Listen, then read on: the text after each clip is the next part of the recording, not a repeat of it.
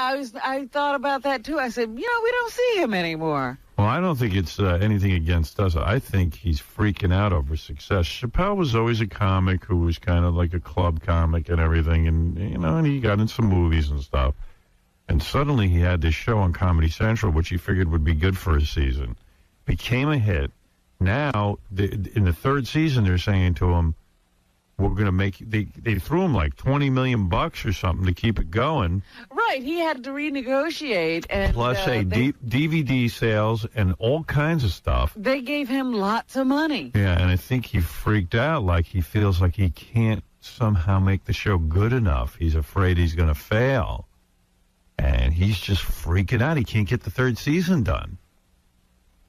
But he's just got to get that thing done, man. Make some dough. Just crank it out the way you used to. Like sort of don't care. He's putting a little too much pressure on himself. Right.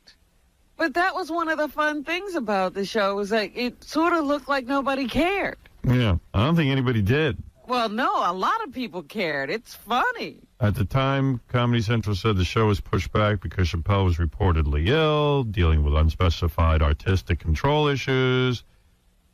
Things apparently broke down this week, and Comedy Central announced unilaterally that it was not willing to go ahead with the May 31st debut. Wow. So I hope it works out. I love Chappelle.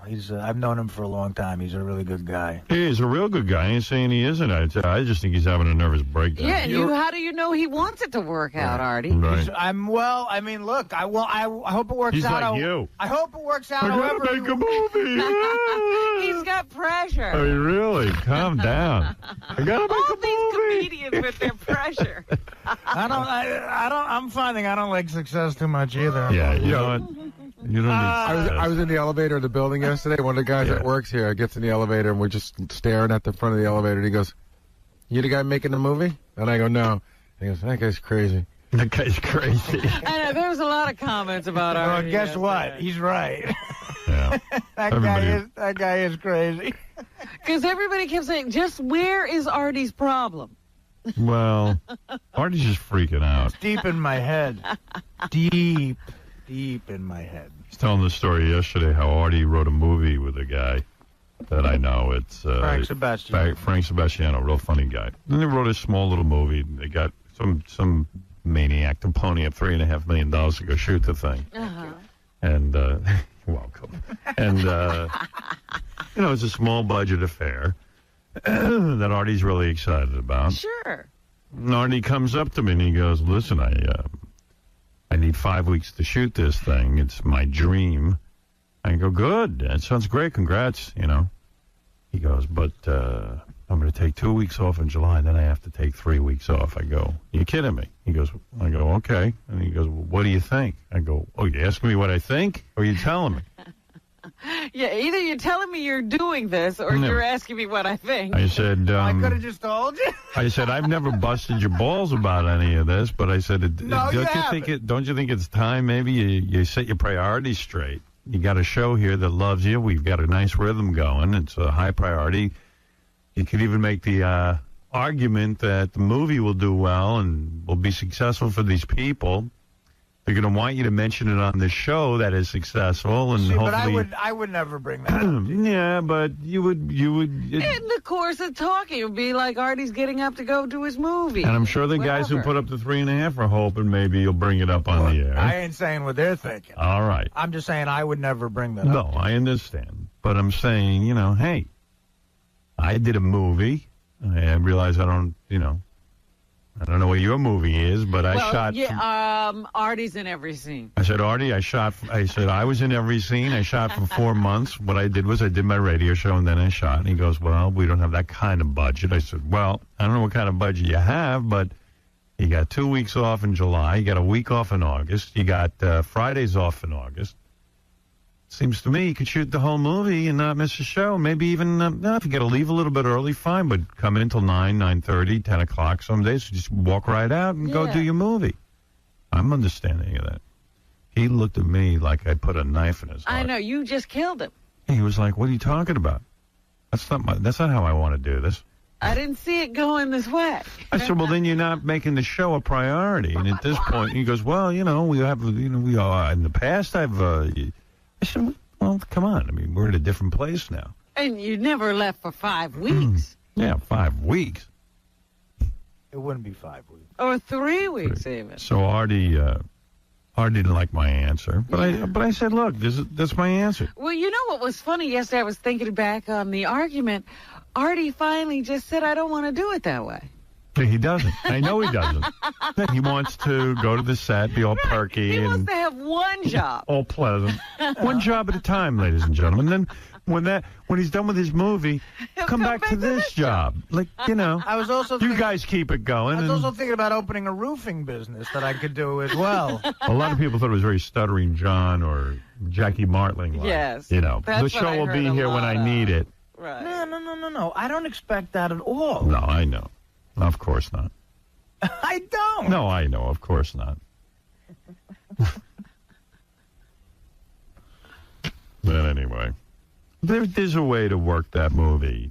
Of course there But you got to press it a little bit. You got to say, look, I'll do the movie, but here's what I need to do. I have a priority in my life.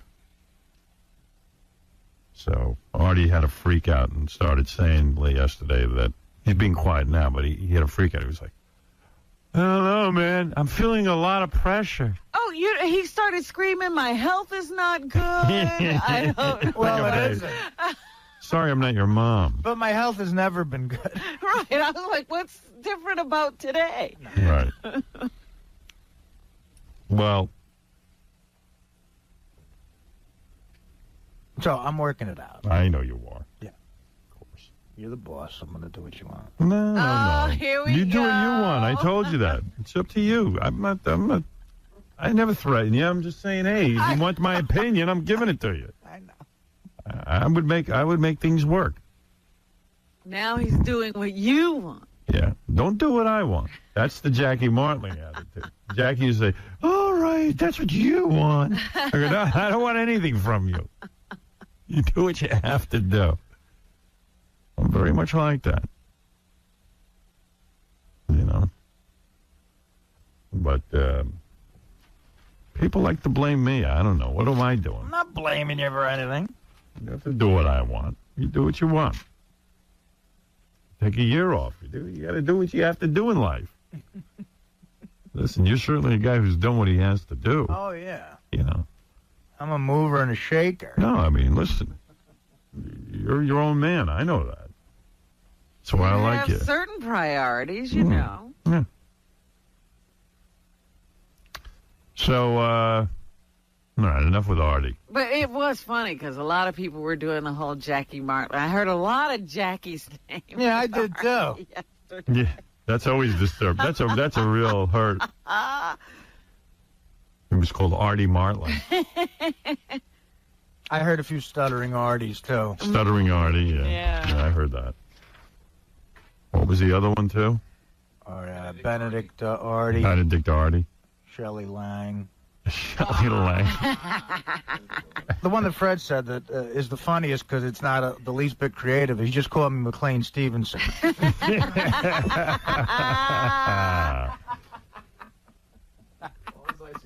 That's how he calls it as he sees it. Fred, you've done a couple of movies and parts. He does. You won't even know Fred's doing a movie.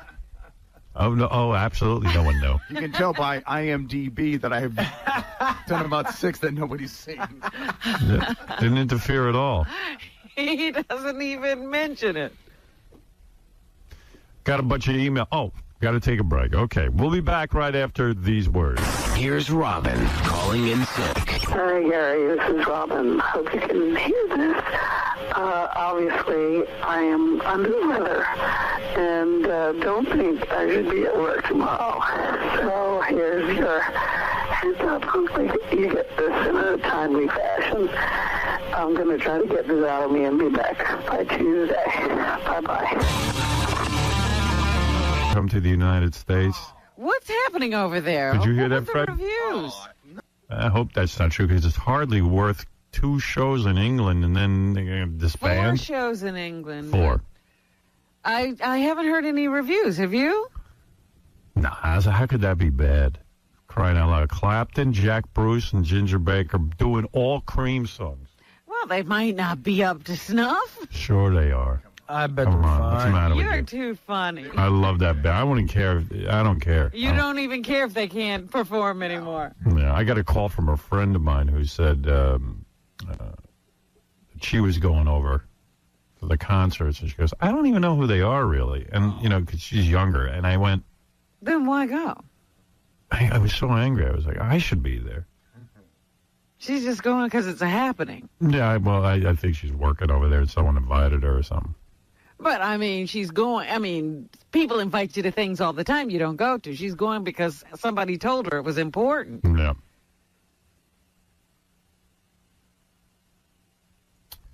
Yeah, I'd like to go see that. Yeah, I wish we were there. I told you we should set up dates so that we could be broadcasting from there. I saw Clapton solo once, and he did a bunch of Cream songs, and it was great, Yeah. So I'd love to see them together. I've seen Clapton several times live, but no Cream. You know what song I was listening to yesterday? Aerosmith's, I got to call Joe Perry about this. Aerosmith's, wait a second, I wrote it down. I was listening, I said, I got to write this down so I remember to ask Joe one time, who thought of this? You know the song, God damn it, what's wrong with my brain? Oh, I got to show you this, too. This is a chick with the hottest ass I've ever seen. Where is that? I got ADD, man. I'm all over the place. Still looking for the hottest ass. No, I found it. Well, here's a comment about Jim Brewer. When I heard Goat Boy was going to be sitting in, I figured I wouldn't switch back for Robin's News after he went to commercials. What a surprise. Jim was incredible. He never really had a chance to show off all he could do at Saturday Night Live. Jim's performance on this morning's show might have been enough for me to make a serious decision. I think that when Artie takes his 3 weeks in August to finish his movie, Jim should sit in. He can do all the Artie sounds, plus he's fast and funny. Yeah, I was over at the Friars Club yesterday, and everybody was talking about it. What were you doing there? I was having lunch. Oh, with your TV show? With some people from I there, knew yes. it. I knew those fancy meetings you're taking. I hate when you are meeting with other people beside me. You know how I get. Oh, yeah? You took a meeting at the Friars? Yeah. Yeah, that's where Don likes to meet. Yes, and Jay Thomas was there. I was like, oh, I'm having Howard's experience from the day before. Yeah. So Jay comes up to me. He's all full of energy. He's like, hey, Howard, you're too tall. Hey, hi, all you tall guys. Hey, what kind of outfit is that? Hey, you're too tall. Man, you guys. I went, Jay, save it for on the air. Yes. That's where you're supposed to be funny. You're very funny here. Expend that energy on the air. So, Jay, now do this on the air. Guy's a barrel of energy. I know, he's always feeling like he's got to lay out material. Yeah. I'm like, Jay, we're off the radio now. There's no point. No one's listening. He's not like that on the air? I never even heard him. I don't know what he is on the air, but don't use up your energy in the hallway. He had to be exhausted by the time he finished with Howard. Yeah, I mean, he put on a whole show. I go, relax. You don't have to be the life of the party. I'm not a chick. But everybody thought Jim was just amazing. Yeah, Jim's great, man. In fact, I talked to the guys over at about, they already contacted me. Maybe we'll put Jim on our channel. Yeah. So people can easily find him. Because that'll be fun to have him around.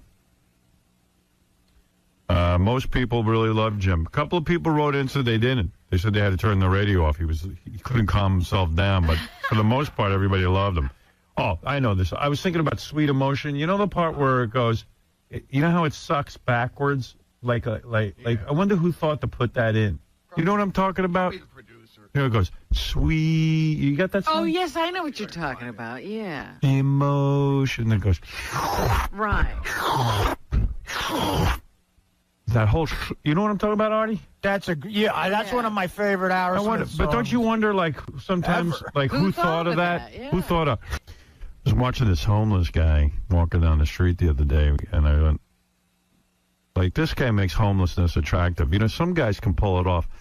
This guy had a big-ass shopping cart. He had about 50 garbage bags and stuff tied off to the side. Some of the garbage bags were just filled with cans because he's going to sell those. So it was like a whole housing unit. Yeah, he was pushing around this whole big thing, and I went, gee, that doesn't look fun being homeless. But there were some guys who just apparently walk around all day with, like, maybe a little knapsack and maybe a couple of bags. Yeah. And they don't make it look so bad, but this guy was not pulling it off. He's disorganized. Yeah, I was like, I don't ever want to be homeless. Organization is very important when you're homeless. Like, he had every single thing in the world tied to that friggin' shopping cart. And he's pushing it down the street, and I went, this is just awful. This is you might as well get a job. I love and right, you know what? Right. I really You're doing that. I really hate it when they have those shopping carts, though, because then you can't find one at the supermarket. Think about it. That guy does more work than us. Oh, my God. This guy was sweating. He had the big, heavy aqualung coat on and the whole thing. Yeah, it's like he's loading trucks all That day. cart's kind of heavy, isn't it? Sitting on a park bench. I heard the greatest story, though, about a bum. Snot yesterday. dripping. Boy, nobody's using the word bum anymore. But this is a hobo? a bum. Bum. I know, that's probably politically incorrect. Yeah, probably. Yeah, I would think so. I just No, use a bum is a bum. All right, Let's but go be ahead. serious. What's I your use story? drunken loser. Right. No, this guy had a job. I heard a funny story about a drunken loser. No. This guy had a job. Yeah. And he had a briefcase and wore a suit and went to work every day. But in the several blocks he used to walk to work, he used to beg for money. Oh.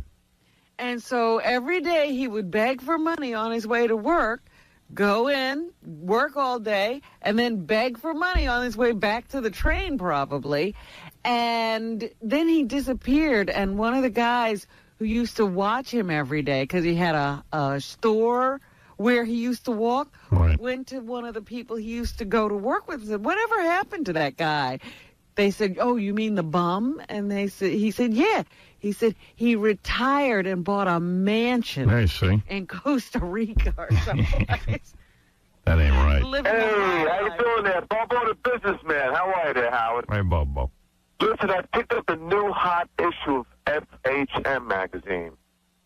You are Yes. one lucky bastard. Now, I'm looking at it right now. What does it for me is page 117, fan on her ass. Can I You say like that? I Oh, my think God. yeah, Beth's on the cover yet again on FHM magazine, and I think this is her best cover yet. And it's a full Absolutely. pictorial. Full pictorial. There's like 20 pictures in there, and I really, Yeah. I said to her, I thought they were really beautiful pictures. Was she I like happy with it? 115.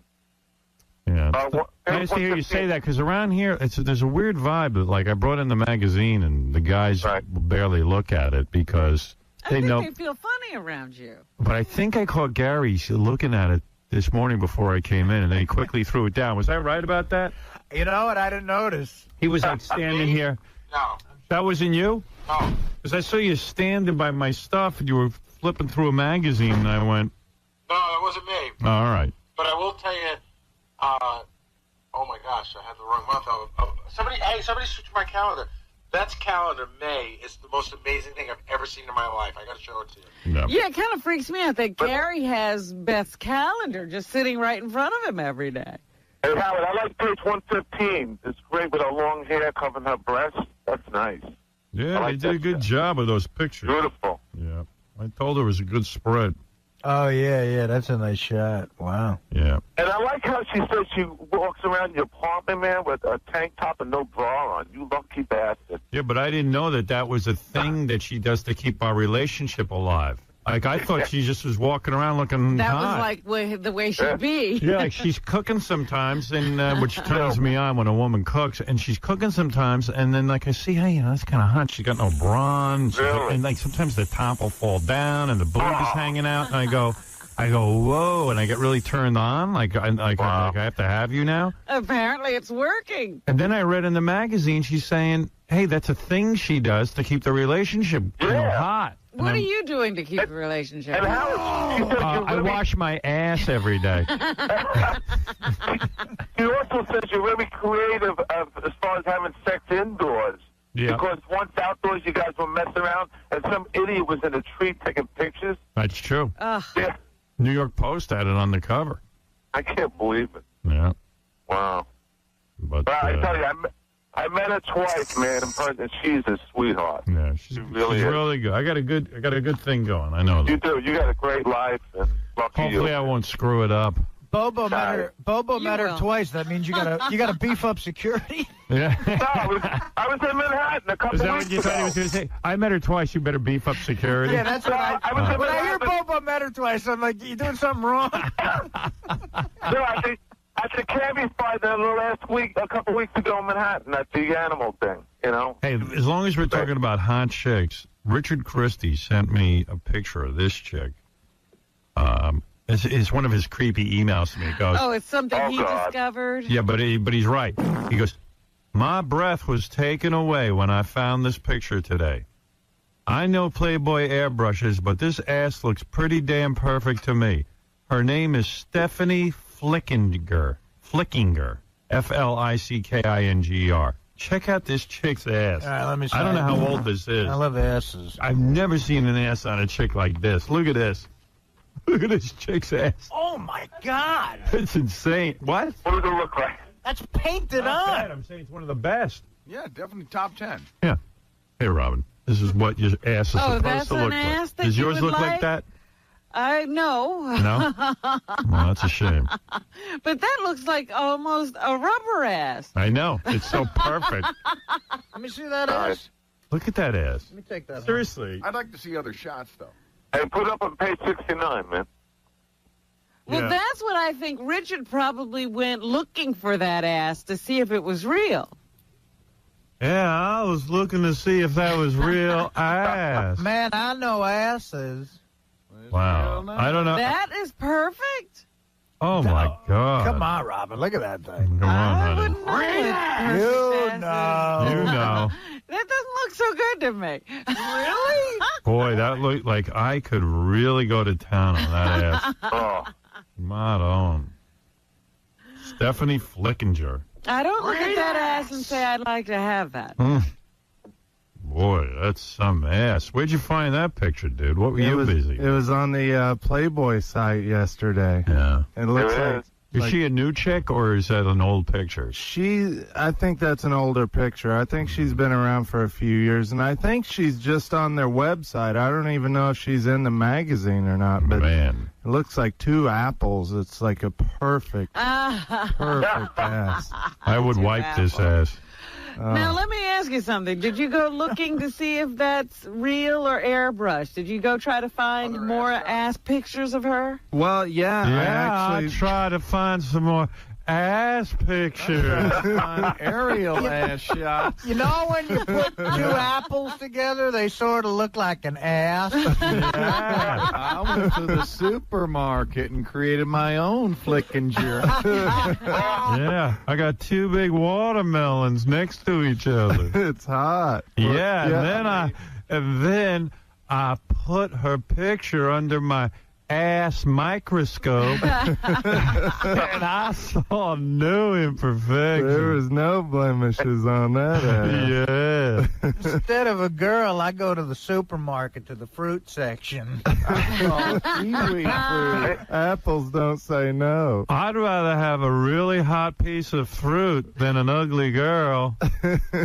Man, Took two eggplants. I got a letter about you in the mail, and it's so true. This guy's in prison, and he's writing me. Oh, what did he say? Oh, He goes, God. What do you say? He sends me this article about Richard Christie from a metal magazine from years ago, and they're talking about how they're interviewing him like he's Ginger Baker. I mean, he's like the greatest rock drummer ever.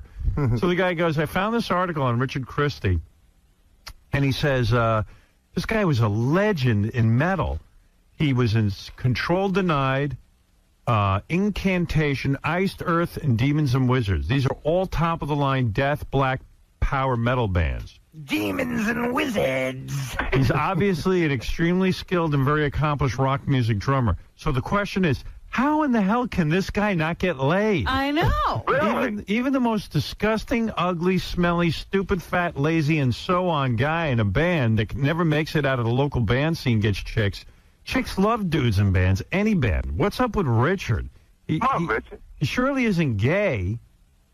I just think he has intimacy issues myself. Definitely. I'm a club comedian. I get laid. Yeah, I know. I spent all my time practicing. In all my years being in and around bands, I've never seen any band members not get laid. The fact that the only dates that he has is Friday night porno dates is absolutely crazy. Is that you? Yeah. Get out of here. That's you? Dude, you're a rock god. We got to start recording with you. Yeah, we got to get the losers back together. Yeah, but definitely. You're in. Listen to this. Look at this guy. Kill a virgin. F you. Drink the blood of a dying goat. All right. How could this guy not get dates? He goes, this is crazy. It is crazy. Yeah. So read the article, man. Man, the guy goes, I love Richard on the show. He's a great addition, very funny. As for Ronnie, fire him. What an idiot. Howard shouldn't put up with his BS. Artie, hell yes, funny as hell. And Robin, chocolate dream come true. And Fred, chocolate dream come true. And Fred, too. Hey, Richard, what was that? By the way, he goes, hold on a second. I love Fred, very smart, but Kelly Clarkson's Since You've Been Gone is a killer song, and Fred should shut up about that. He called it awful. He's wrong. It does rock. And Howard, you are a genius. It doesn't rock. I'm a 20-year listener, and the show still kills. I'm going to miss it when you guys go to satellite. I'm in prison and can't get satellite. That's when I went always in prison. Well, that's prison for you. See, that's the problem, is all my fans are in prison, and they're like big hairy guys. There's not too many women that are into metal. There's two people in bands in history who couldn't get laid. It's Richard and Mama Cass. Dude, Metallica, Van Halen, all those guys got laid. But didn't the other guys in your band get laid? Yeah, they did. All right. Hey, Richard, how long has it been since you've been late, man? It's been October 93. Whoa. No, not 93, 2003. Come on. 2003. But before that, it was 93. I went 10 years, which when I think back about it, I missed my best years of sex. But you're already 2.5 years into your next 10 years. I know. I was thinking, maybe my 30s I'll make up for it. So far, I haven't. We were talking You in the going office. blind yet or what? What'd you do? I told you to shave off that mustache you did, but what happened to your little goatee? I trimmed it a little bit. You did too much. You need a lot of help. Yeah, I know. Hey, Howard, did that makeover? Didn't it help him out? Yeah, he looks a lot better. But he's Well, already let me screwing ask up. him something. He says it's been since 2003. And in 2003, how many times did you get it? Just from one girl about probably 3 times. Wow. She must feel good hearing this. Yeah, really. I'm the one sucker. Yeah, well, what's wrong with me? I'm the one idiot who fell for it. You're my victim. We were in the office and we were talking. We think that Richard's actually gone to this bizarre place where he prefers the company of himself to the company of a woman. Yeah, I believe that. And we said, okay, if you had the choice this weekend to hook up with, what's that steel chick that you like? On your Crystal Steel. Crystal Steel, or a very good-looking, but not top of the line, but a very good-looking fan of the show, what would you do? Well, you go with Crystal Steel. Yeah, she's experienced. Well, why not? Knows what she's doing. That's not the choice. A real woman. Here's the choice. No, we can go with a real woman. All right, you got a choice tonight. There's a girl out there. She's a 4, okay? On a scale of 1 to 10, she's a 4. Yeah. Really sweet girl, nice. She got a bit of a gunt. She's got some pimples. She got cankles. On the scale of She's got cankles. On a scale of 1 to Pretty 200, face. she's a 180. Pretty face, you know, But a killer and she's about 35 pounds overweight. Okay. Oh, God. Or go home and just yank it to one of your pornos. Okay, see, that's going to be a situation where if she's not totally gorgeous, I'm going to have to get to know her for a little bit and like her personality. What if she's a 7 and she's a real person? 7? No, he's there. A 7, Anyone would I'd be be there. 6. Yeah. But she's I mean, at what point would you go for whatever steal over a real human being? Why would you do Why that? don't you just go out and get laid? You know what, Richard? Do this. Go to the supermarket, get 2 apples, 2 cantaloupes, and a head of lettuce, and make Hey, a how shake. about this Yeah, I was for? going to say, what other vegetables or fruits does he need to make a one? How about this for a different way of looking at it? The guy's incredibly secure. He can go to the Chinese restaurant himself. He doesn't need like me. I'm the worst.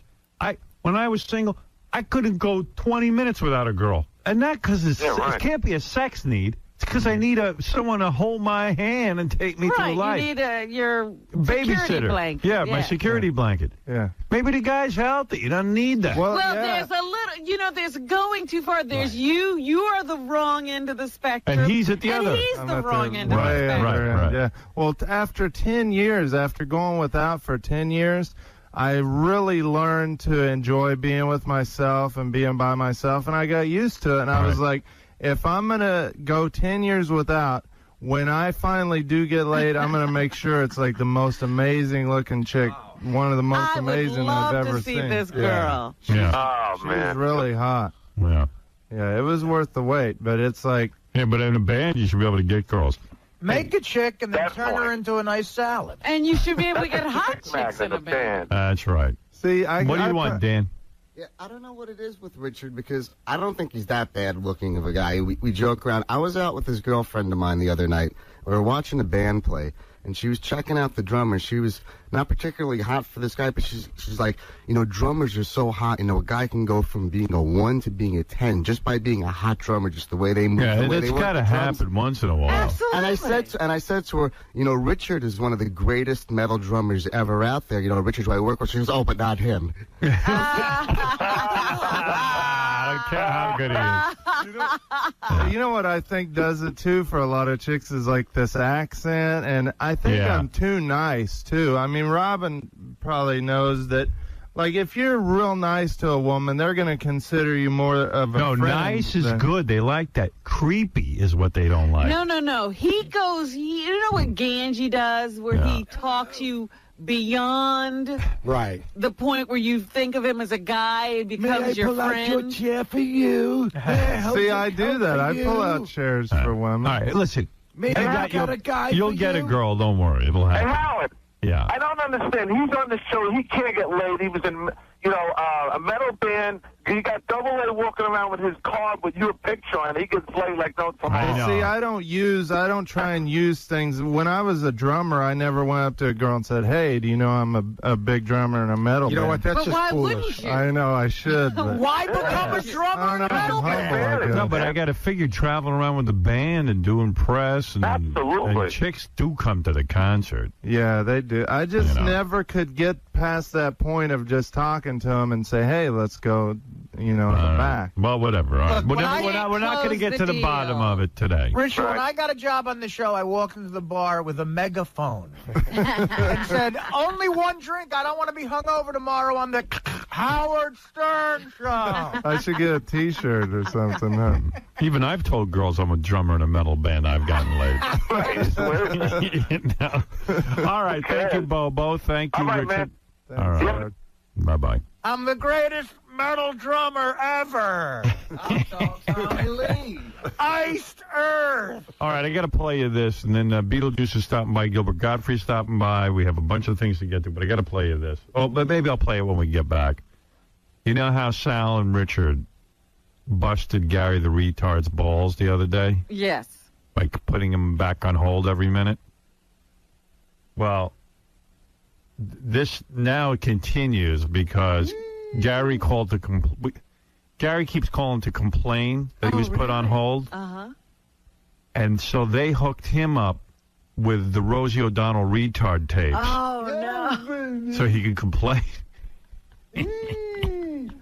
Oh, I can't wait to hear we have that. Gary the retard talking to Rosie O'Donnell as a retard. All right. And that goes horribly wrong. I was going to move into that right now, but I see commercial break. Yeah, poor Gary. Poor Rosie. See, I think I'm going to do fine in the new place with no commercials, or few commercials. Sure. Because I hate breaking for commercial. I could keep going for 4 hours and leave. I understand that, but every once in a while you need time to set up something. I do? I don't know. I'm just, sometimes when we're having something live in here, you might want to break down for a second just so they can set up. Yeah, there's certain acts come in here. You need to set up the plastic. Yeah. Yeah, that kind of thing. You mean for when the guy gets vomited on by the girls and you have to lay plastic down on the floor? Or when the guy farts and moves his bowels on the floor? My favorite is walking in here in the morning and Brian Phelan is duct taping plastic to the floor. I know to clear out. Whenever I see them rolling out the plastic, you don't want to be You know we're in for a good show when you see the plastic come out.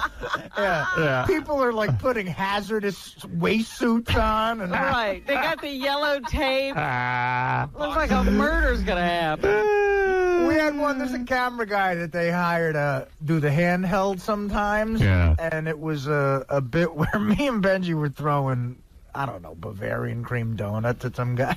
And Benji kept missing it in the camera guy. At the end, Gary said, look at the camera guy. He looked like he just went through like Willy Wonka's factory. Yeah, and he was sitting there with an $80,000 camera with cream on it. And it's all over his eyes, and he's just looking at Benji shaking his head. Not bad enough you get, cream all over you and sticky crap, but it's Benji doing it to you.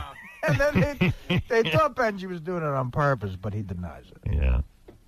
He's not that good at aim. He said. Whenever the plastic and the duct tape goes up, I go, man, it looks like in Silence of the Lambs when that guy has the girls in the bottom of the pit. Right. And we're just waiting for something really bad to happen. Right. We're prepared when the bad thing happens. Yeah, I got a memo yesterday. Some of the guys had ideas for some, I don't know, was it Beetlejuice? What were those like doing horrible things to women? Like having Beetlejuice lick off. Those would probably be Sal memos. Yeah. The Sal memos are the anti-woman ones. And I'm thinking to myself, I don't think there's enough duct tape and plastic to put in the studio for that idea. Really? That messy it was going to be. Yeah, it was like a murder scene. Let's nail the feet to the floor. What do you think? Yeah, right. This is a great idea. sick, perverted, I take sandpaper to their ass, and then I pour some lighter fluid in, and then I throw a match. What do you think? What do you think? Gary, I'm not mad. What are you talking about? Sal, we can't do this bit. Why? Because it's not 14th century Bavaria. It's illegal. Okay, I chew some worms, then I spit in their nose. What do you think? Yeah, because murder's illegal. Oh, come on. Did you hear about the new murder laws about 400 years ago? And then he wanted to dress up like a black. People say Sal looks like Beetlejuice. Put on blackface. He's going to put on blackface. And I went, why would he do that? It's so elaborate. I mean, who cares? I'm sure that won't be offensive. Yeah. I know you were talking about how weird and angry Sal can be.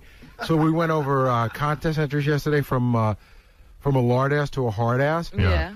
Boy, I've never seen a man so angry at women. I said to him, I go, do you have sisters? He goes, yeah, 3. I go, do they have any clue how angry you are?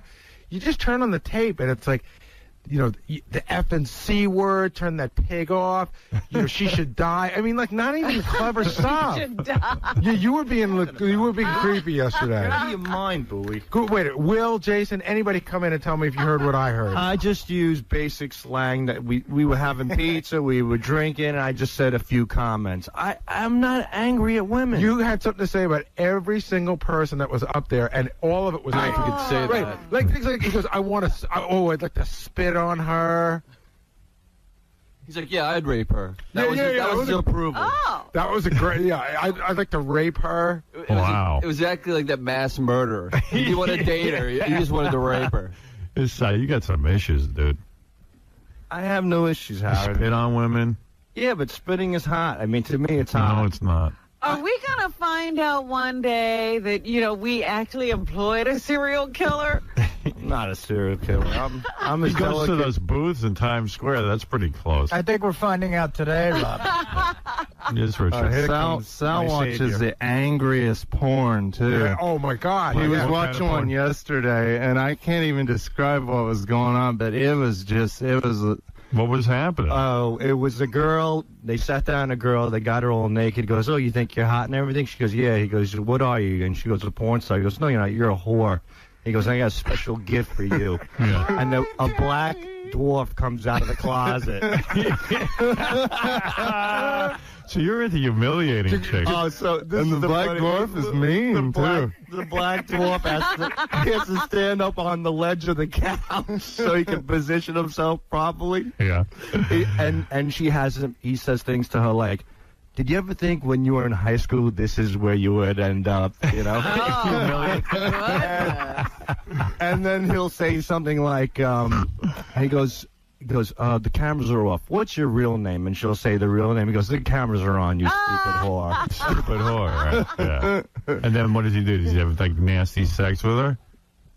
Super nasty. Well, what he'll do is he'll ask her something. He goes, do you want to do that? And she'll go, no. He goes, Midget, do that to that whore now. Like, whatever she says no to, Yeah. they How make can her they do. do that? Because they're paying the whore. Probably sign some kind of release. They can do it. They can do it because this woman really loves crack. Sal's got a big smile on his face the whole time he's watching. There's only one thing that really.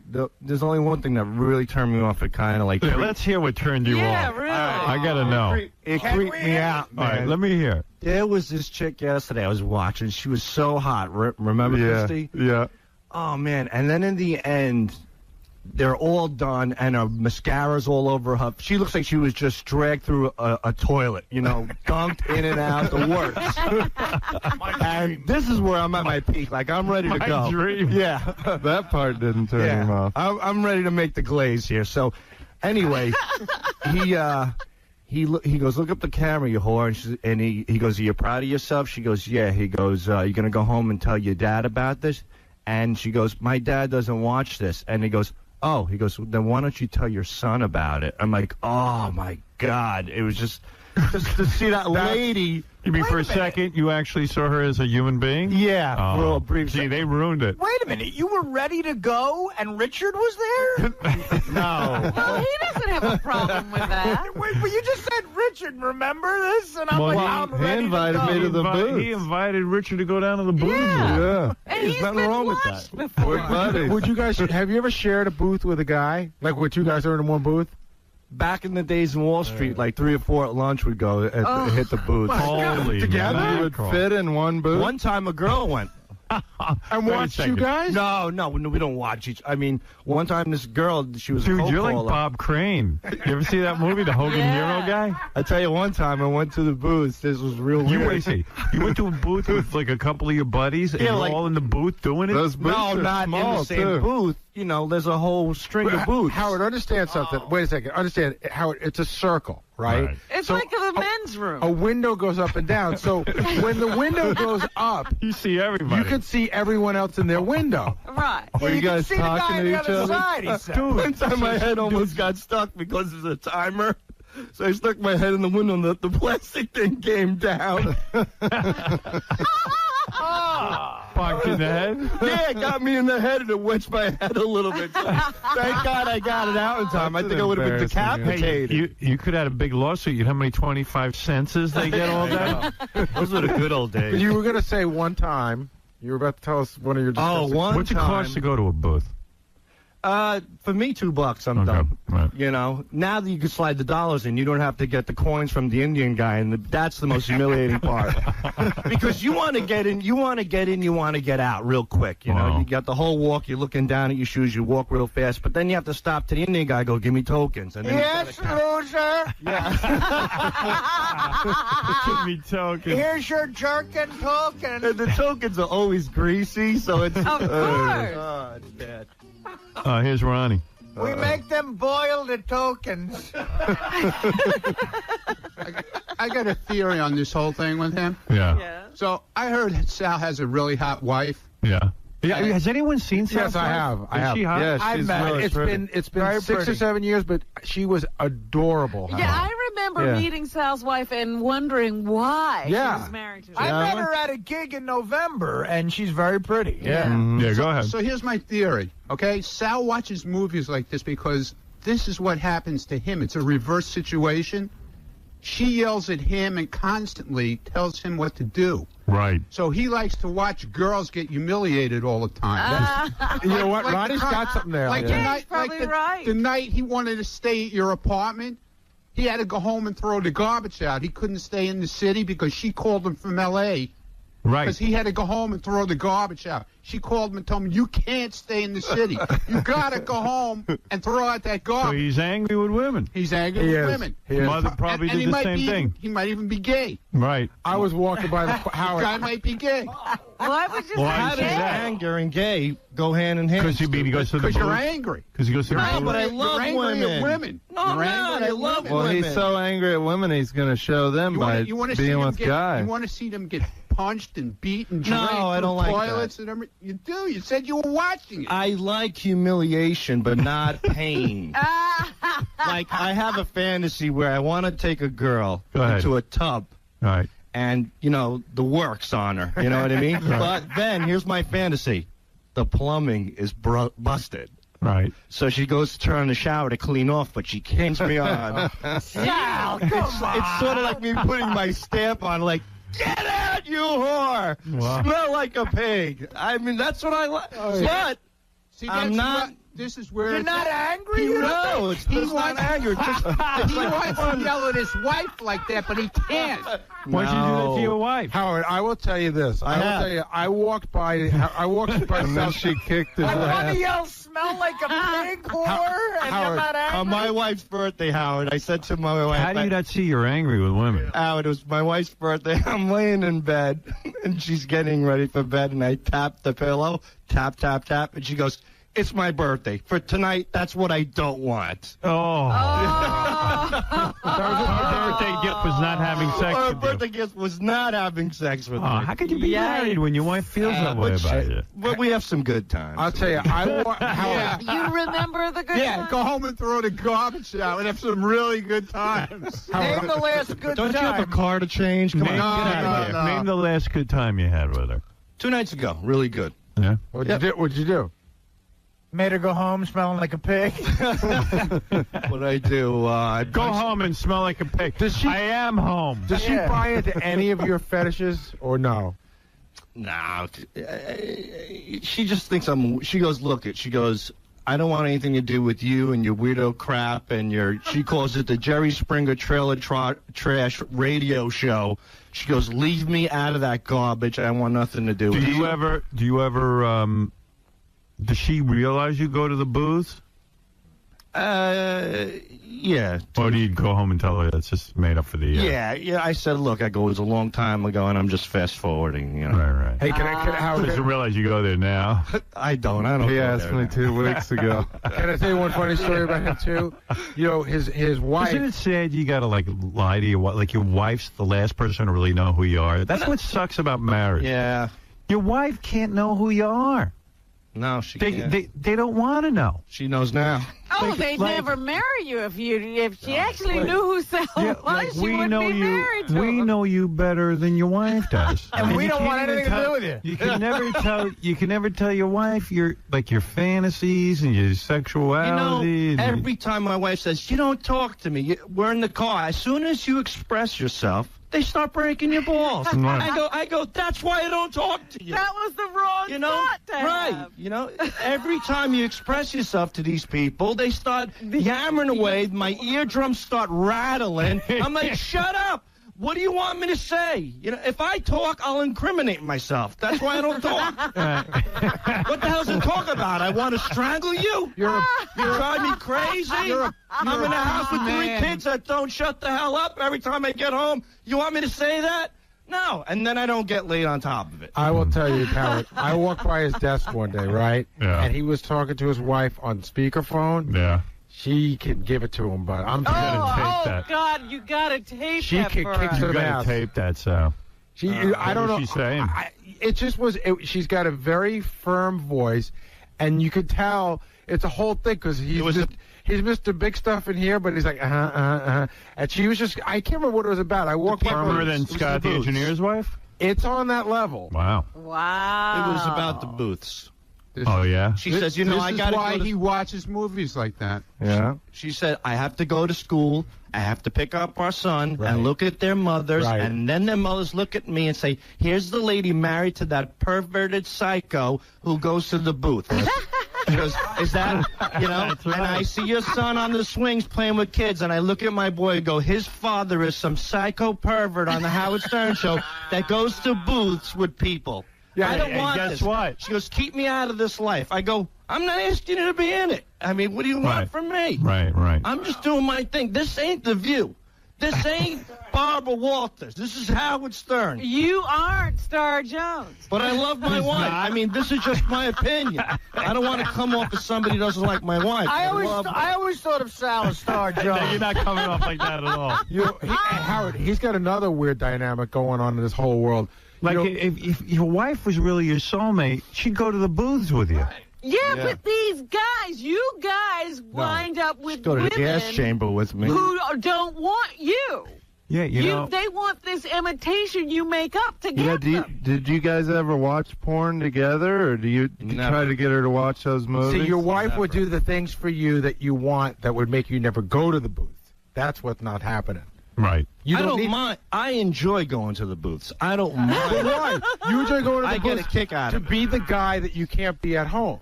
Yeah, and that's fine. That's my alter ego is, you know, psycho How many pervert. guys are at the booths when you go? There's a lot of a lot of guys in suits, but you never see their faces because you know you make like a visor with your hand and you look Right, down. you haven't recognized. You move real quick. It's shameful. Yeah, it's really Do you shameful. walk out with your head down when you walk out the door? Of the Oh, place? real fast, real fast. Hey, Casanova, that's another When he dollar. says, I gotta ask another question because I know nothing about the booths. Hey, guess what? The plumbing broke, pig. Let me ask you something. What is the $2? What, I mean, because I'm done with $2.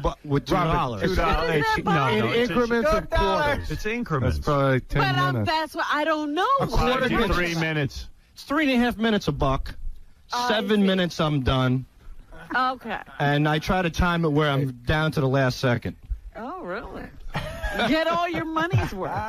Hey, can I tell you Way what? to go, Prince Charming. 3 minutes. New record. 3 minutes of bliss. Hey, I want to call my daughter. Your dreamboat just arrived. Are you single? My daughter would like to go out with you. My regards to your wife. Listen, is this Sal, my can I- daughter? Yes, I your gotta ask dreamboat just docked on the west side. What is it, Ronnie? Didn't she know what you were like when you guys started going out? No, see, and that's enough. 'Cause when No, you- she didn't. When you start going out, it's like you're so into the chick. Yeah, and you you're don't just- Not fart only in front start of her. going out, you keep it up. Right. That's the problem. I can't. That's why I'm at the booths, Robin. She can't No, keep it I up. mean you keep up this ruse until Right. you get them that you're some great guy. She says to me sometimes, like, she goes, if I only knew who I was getting involved with, I swear to God, I never would have married you. And I said, And had kids with you. yeah, and I said, go ahead, get the hell out. Here's your, you know. But that, to me, is a mean thing to Yeah, I say mean, to don't somebody. forget, she owns half of everything you have, Exactly. Sal. So And that's she's why a I wealthy love her. woman. Howard, you want to hear another wacky thing he goes through? So his wife has, I think this is cool to say, his wife has a bunch of brothers, and they're tough guys. Right. And I think Sal's even afraid of a couple of them. Well- so after the last Boots discussion, Yeah. the family party that weekend, Sal was really worried about what was going to be. So his wife's brother at Sal's house comes over, he walks right up, puts his arm right on Sal, and he goes, I was listening to the radio, I turned it off. Otherwise, I'd have to kill you. This is my son's birthday party. I have to Kill you. Hey, let me take the break because I got to play I with could Gary the listen to retard. Sal's life all Me too. day. Yeah. It makes me feel good about mine. Thank you. Just for the record, I love my wife. It's all good. Yeah, Sal likes It's like a mantra. angry porn, man. Hey, dude, it's free if you squeegee. Hey, Richard, let me ask you something. You don't find the porn he likes hot at all? No, not really. I'm more into That's kind Richard. of romantic porn. That's the drummer from Demons and Wizards. Highest standards. How do those places in Times Square even make money? Like $2? I mean, Howard, they're packed, man. Yeah. They're packed. You ever see anybody in there you know? Okay, so here's just one quick story. He's always got a story. don't you think guys would just like buy porno and bring it home? He can't watch it at home, though. Wife They're and kids, busted. how can I watch it? And some of the stuff is live, you know. How. You should do what I did. Get a locked room. Yeah, well, I was in my basement once, and I tripped over a can of paint when my wife came in the house. That's not You can romantic. kill yourself now. You should build your own booth at home. That's what I did. I had In the electronic basement. door. I had Is, electronic locks on my door. So you want to do Sal would photography? want tokens and everything, so it'd be like the real thing. Yeah. Is the live show ever just the Indian guy with a wig? I had like a whole beat-off room. That's awesome. I built my basement was awesome, right, Hey, Gary? You used to see it. But I always And I wanted had a to. big screen TV, and I put electronic bolts on the doors because I didn't want my wife and kids walking in when I was doing it. But I had a dog door for my dog to get in and out. And Because the dog didn't bother you. yeah, and then one of my kids, when she was real young, crawled through the dog door to get in. And but luckily I wasn't doing it. I was actually conducting business in the office. I never understood how you explained to your family the electronic locks. What was the premise of that? Well, because I didn't want the kids walking in when I was working, when I was doing business. Oh, okay. You know, I was on the phone. I was getting interrupted a lot when I was making my mega millions. You know, making my big deals. Monkey business. Yeah, Not everybody has, you know, the resources or the space Right. that you have. that's true. Hey, Howard, have you ever had an incident where you made a mess, like, and it just gets out of control? You got, you know, like Yes. it gets on your keyboard and the dish. I wrote about that in my second book. I had. With a guy. They make covers for keyboards. Sal, Oh, you remind would me know not that. to check my email at your house. One time I had Howard. One time I had. You know, Richard Christie has a splash guard on his keyboard. salad guard. Oh yeah, salad guard. got a squeegee. I went over to the salad place. And Yeah, he's having sex. I got it from a Roy Rogers. It was going out of business. He's having sex with a salad. Why not? It's got a crouton dish on the side. hey, Karen, you're on the air. Hey, how you doing? Yeah. This What- is Karen. I'm one of the girls that sent in a tape from the lard ass competition. Yes, yes. You should just let us box Sal. Let us take turns kicking his ass. You'd probably like He that. liked that. I would. Yeah. What do you look He like? would. What do I look like? Yeah. Well, I'm a little chunky, you know. I could lose the 15 pounds. Big loser! Yeah, sit on me. You want to hurt me? Sit on me, you fat pig. Poor pig loser. If we saw her tape yesterday, I don't know if we did, but if we did, 10 seconds after it was in, so I was like, pig, get this pig off. Let me hear you oink, you whore. Exactly. Yeah, Come on, there give me you a go. little oinky. All right. Sal! Oink, oink, Sal. you Let me go. come kick Oh, your he likes ass, that. buddy. All right, Karen, You're later. so mean. Hey, let me take the break, and then I'll play the Gary the Retard arguing with Rosie O'Donnell. Yeah. And you know who's here is Beetlejuice. Beetlejuice has to come in and say hi. Gilbert Gottfried's going to say hello. It's going to be a big show today. As soon as we get away from Sal and his sex life. We'll be back right after these words. Listen, I'm calling you in advance. I'm doing the right thing. This is what's going on today. They're doing something called it's the Wheel of Sex. And they have a girl coming in. Now, we're going to have Benji dip his ass in whipped cream. If it lands on it, he dips his ass in whipped cream and he pushes his ass in the face of the girl. Right. Benji can't do it. They asked me if I could do it. I said, let me call my wife in advance. I really don't want you to do that, no. I'm just putting my ass in whipped cream with cherries. Those are my feelings. I say no. Do what you want. And I knew this was going to be an issue. It's going to be an every time thing. It annoys me. I don't like that behavior. It's not for me. I don't like it. If you think it's fine and it's no big deal, then you do it. I don't know what to tell you. Would you want me to shove my ass in some guy's face? For the sake of comedy. It doesn't matter. So it wouldn't matter. It's not my ass. There's whipped cream separating us. Okay. So if I put whipped cream on my ass and shove it in somebody's face, you wouldn't care? If it was a joke type of thing, like a bachelorette party, I wouldn't care. Oh, okay. So at a bachelor party, I could do that. Okay. I'm just telling you. I'm just telling you. That's what you're telling me. It doesn't. You don't like it when it's the other way around, though. I said it's fine the other way around. Okay. Hey, listen, you know, I'm doing the right thing. I'm calling you in advance.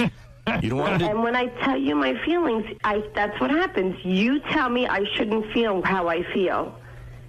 And then you try to convince me otherwise. You ask me how I feel, I tell you, and then you tell me I shouldn't feel that way. I'm telling you, they want me to dip my ass in whipped cream and have Well, if they want you to jump off the building, are you going to do that? If they want me to. Oh, okay. Well, that's pretty stupid.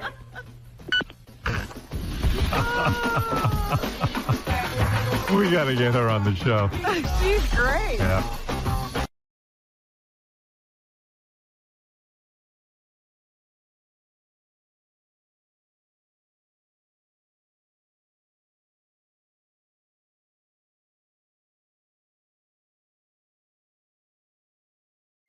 That's what you absolutely need to do. Well, sometimes you have to gauge for yourself. Right. You know, is this a person who can deal with it? And the answer was yes. Yeah. And what an audition. Like, he never asked you to read for him specifically for The Color Purple. No. He never said, hey, take... And then he laid that on me. What did he say? He said, well, I'm going to be doing The Color Purple. I said, oh, cool. I read the book. My daughter and I, we stopped our bus. We listened to it because Alice Walker was reading it in San Francisco somewhere. And I just said how great it was going to be that he was doing it. He said, well, I would like you to be in it. And I was like, as what? Right. He said, well, I want you to play Celie. I said, I don't think I can do that. Now, why did you say that? Because I'd never made a movie. I didn't know anything about making movies. And I said to him, so what does it take, like couple weeks? Because I thought it's like you do, you know, like you would film a play. This is the exact opposite advice they always give everyone. They always say, if you go in an audition, say you can do anything, you know, and don't. But you do the exact opposite, and it all works. Well, I didn't want to lie to him. Right. I didn't want him to think that I actually knew anything about making movies. Sandy Gowan was probably ready to kill you because no, Sandy wasn't there. He wasn't there. Sandy wasn't there. Because I mean, so you tell Steven Spielberg, it's very nice of you to offer me this role, but I don't even know anything about making movies. I can't do it, and he insists that you do it. And he says, well, I know a lot about making movies, and I can help you. Yeah, that's beautiful. And I was like, okay, but if I'm really bad, he said, I got it covered. Wow. Yeah, so that's amazing. So now, who's the first person? So you're freaking out, I'm sure. I'm totally freaking out, but I can't tell anybody. Well, wait a second. When he says this to you, is Quincy Jones standing there, Michael Jackson, and everyone else? No, Quincy, I think, was in another room because Quincy was one of the producers as well. Right. And so Quincy is aware of what's happening. And what's Michael Jackson doing during this? He's just sitting and enjoying? No. We're in the next day. Okay, I've already done the performance is done. Everybody. Did Michael Jackson laugh? Did you? Yeah. Oh, and yeah. you know, it's really funny because we became friends. And that's another person who would call and check. Wow. Say how you doing. Is that right? Yeah. Yeah. So wow, that original crew was pretty incredible. I can't believe it. Neither could I. Yeah, I mean, I just think that is the most intimidating situation, and in a way, the perfect test for Steven Spielberg to see what you could handle. Yeah. Because you put a room full of people like that together, if you can hold up, you could go on a movie set and do anything. Yeah. Was it hard the first day on the set for the movie? No. What it was it was insane because my mouth was open like this. Oh, we're on radio. You can't tell. Yeah. Okay, my mouth was hanging open because, you know, I was sitting at a table. And I'm dressed as Celia, and I'm sitting at a table. We're in the juke joint, and the guys are setting everything up, and they put a light in the flower thing that was sitting on the table. And I was like, what is that for? Yeah. And he was saying, well, that's so we can see your face. What? I was like, that's how you do that? I mean, you know, at one point, there are several things that happen. There's a field full of purple flowers. Right. And then there's a field full of corn. And I come in, and the field full of corn is there. And we go and rehearse, and I come out, and half the field is gone. Wow. And I see them putting the purple flowers in. I was like, oh, that's how you do. Because you never, I mean, it never occurred to me that things weren't growing when you see them growing in the movies. Right. And the greatest thing was, it has not, all that I know about movie making has not altered how I see movies. I still believe what I'm seeing in the movies, which I'm really happy about. Right, yeah, you still you don't suspend see the all... inner workings, you see the movies. You still suspend disbelief and go, wow, it's pretty incredible. Yeah. And it is mind-blowing.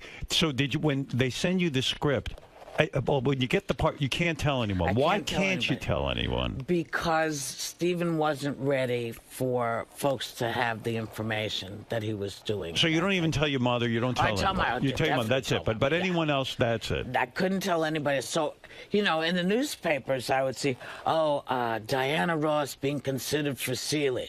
I'd be like, no. Wait. And then I'd call and say, listen, I hate to bother you, but I just read this. He said, no, it's just rumor. That's going to be you. Okay, it's still you. And so you'd see all of this happening, and then, suddenly they said, okay, we're doing it. Are you still friendly with Steven Spielberg? Yeah. So when he does Abraham Lincoln and that movie, do you send him immediately a note or do you call him? No, well, I went to see it. Right. Because I just thought it was great. And friends of mine are in it. 𝗦𝗵cie𝗄𝗿𝗱, right, who was on Law and Order. She's in it. So, I got friends in it. I love to go see my friends working. So it's pretty I go exciting. And I said, yeah, it is very exciting because I can say I know them. Yeah, it's part of the excitement of being famous and in show business. You know a couple of these people. Yes, it's exciting. Kind of cool. Yeah, it is. It's like, who gets to do that? Yeah. So when that movie is being made, do you get close to Oprah? Yeah, we're tight. Well, it was weird to me that you and Oprah for years fought. Not fought. No. But you assumed that Oprah hated you. Yes, and she assumed that I hated her. Why? How does that happen? Again, people say, hey, so-and-so's doing this, and you're not there. And it's like, oh, okay. In other words, Oprah's having a party and didn't invite you. And didn't invite you. Or someone would say to Oprah, hey, Whoopi's doing this, and she didn't invite you. And what I discovered, and when she and I finally sat down, because we met up at Tyler Perry's house. Right. And I said, what did I do? She said, no, you, what did I do? Right. I said, you didn't do anything. She said, well, you didn't do it. I said, well, what the hell? 10 years, 15 years almost of not really. And, my mom adored Oprah. Right. We were all very close. And so, she was like, I don't know why I didn't just pick up the phone. And I had to say the same thing. So, You always seem like the type of person, to me, who will write someone a note. You've done that to me. Yeah. And you will pick up the phone and call people. And I didn't in this case. And I don't know why, Howard. It's odd. You were close to Oprah during the making of the thing. You say your mother got friendly with her as well. And you guys really enjoyed one another. Yeah. And then when you won the Academy Award, did you think maybe there was hostility there? Oh, no. Why would that be? Hal? No, I don't know. 'cause she Maybe a was- jealousy of Oh some God, kind? no! But please, honey, she's the, she was the queen of everything. I know. So, yeah, so she wasn't looking at me. I know. I just can't She wasn't believe going, damn, Whoopi got that. No, she was like, It must have been an incredible experience to go from you were broke, you were cleaning toilets, you started to do your one-woman show, but that wasn't making any money, right? Real money. well, Little enough bit. money to live on. To live, yeah. but all of a sudden now you probably weren't paid a lot of money for The Color Purple. Well, More it's all money relative. than you had seen. But I'm saying you weren't. Yeah. But when you won the Academy Award, Not for the Not color for the purple. Color Purple. for Ghost, Ghost, yeah. which to me, But we were nominated. okay, you were nominated. Yeah. Everything changes, right? After you're in a huge, you start getting scripts and all that other stuff. No. No? I'm still Black Howard. And that held you back. I don't think it held me back because I worked all the time, but it wasn't like scripts were coming Flying at me. in, yeah. They, Because, and you're right, when you're a black actress, yes, it's hard enough white actresses getting a decent role. When you're a black actress, especially if things maybe are getting a little better, not think great, so. but then no one says, "Hey, Whoopi as the lead in Pretty Woman," or Whoopi as the lead in this. They have to go through all the people first. Everybody has to say no first. Everybody else in Hollywood has to be say busy. no before I can get the part. Yeah, and it's so true. And it's like a lot of times a role is generic. Anyone could play it, and yet they don't think the that director way. go, Yeah. I never thought a black woman in that role. I always. But it is changing slightly. I mean, we see it on Broadway. This wonderful People are Felicia's taking daughter every role. Yeah. Juliet. Yeah. With Orlando Bloom. I mean, it's happening. It's always going to be slow. So, it just is. To me, the quintessential role for you as an actress is the role in Ghost. I mean, it makes sense that you won the Academy Award for that. Because, I mean, it is one of that movie holds up, and your performance is unbelievable. It's the linchpin of the whole movie. Well, the only reason I got the part was because of Patrick. Yeah. What do you mean? I had a friend of mine come to my house in L.A. and say, "Oh," I said, "What's the matter?" She said, "Girl, I just came from this audition. Every black woman in the world has gone out for it. People got up out the grave to go audition for this thing." And I'm like in my head going, I haven't heard about it. Where have I Nobody been? told me. Right. So, we have lunch and everything. And so I call my agent, and I say, "Hey, I just heard about this thing. There's all these women go." They say, "Oh," he said, "I was afraid you were going to hear about this." And I said, "Why?" He said, "Because they don't want you." And I said, "Oh, is what it?" I do? Yeah. Why are you the only black The woman only they black don't woman want? they didn't want? Because the writer felt that I was too recognizable. Right. Well, when you think about it, you got into The Color Purple, and Stephen probably loved that you were this sort of unknown. Yeah. And wasn't looking for Diana Ross. No. And now all of a sudden you're known, and Yeah. everyone goes, "Well, we got to get somebody who isn't known." And so I said, "Oh, okay." I felt kind of bad, but I was like, okay, because I was on Now my here's way. a black role you can't get. Yeah. Right. I mean, it's crazy. Always crazy. And so I go down to Alabama because 𝗪cie 𝗵𝗍 and I are making Long Walk Home. And I get a call from my agent who says, "Hey, you remember that movie that you wanted to audition for?" And I said, "Which one?" He said, the one Ghost. I said, "Oh, yeah." He said, "Well, they'd like to come and audition you." And I said, "What?" He said, "Yeah, they want to come down and see you." I said, "What happened?" He said, "Well, they put Patrick Swayze in the part." And Patrick's first question was, "Why isn't Whoopi Goldberg doing this? Does she not want it? Did she not like it?" And they said, "Well, no, we haven't gone to her." And he's like, "What are you talking about? She's perfect." Right. They said, "Well, no, the writer feels that it would take people out of the movie." And he says, "Well, I don't think I'm going to sign on to this until we at least audition her." Right. Wow. I've never met him. Right. And they said, okay, because they really wanted him. And so they came down to Montgomery, Alabama. Wow. And Patrick Swayze and I met. And the first thing we did was start laughing. I don't know what it was, but we were somehow we were connected. I can't explain it. And we just started having fun. And they went back, and a couple of days later, I got the offer. When Patrick Swayze had the kind of juice to do that because he had that huge hit movie already, the one with the baby. Yeah. So he had the Dirty huge Dancing. Dirty Dancing. He had the huge hit movie, so he had the clout to do that and the juice to even say, "Hey, I'm not doing this without Whoopi Goldberg." At least audition her. And if she's wrong for it, then I'm not going to stick it. But there are people who come along in your life who give you those kind of breaks, and it's like unbelievable. Yeah. It must without asking, without.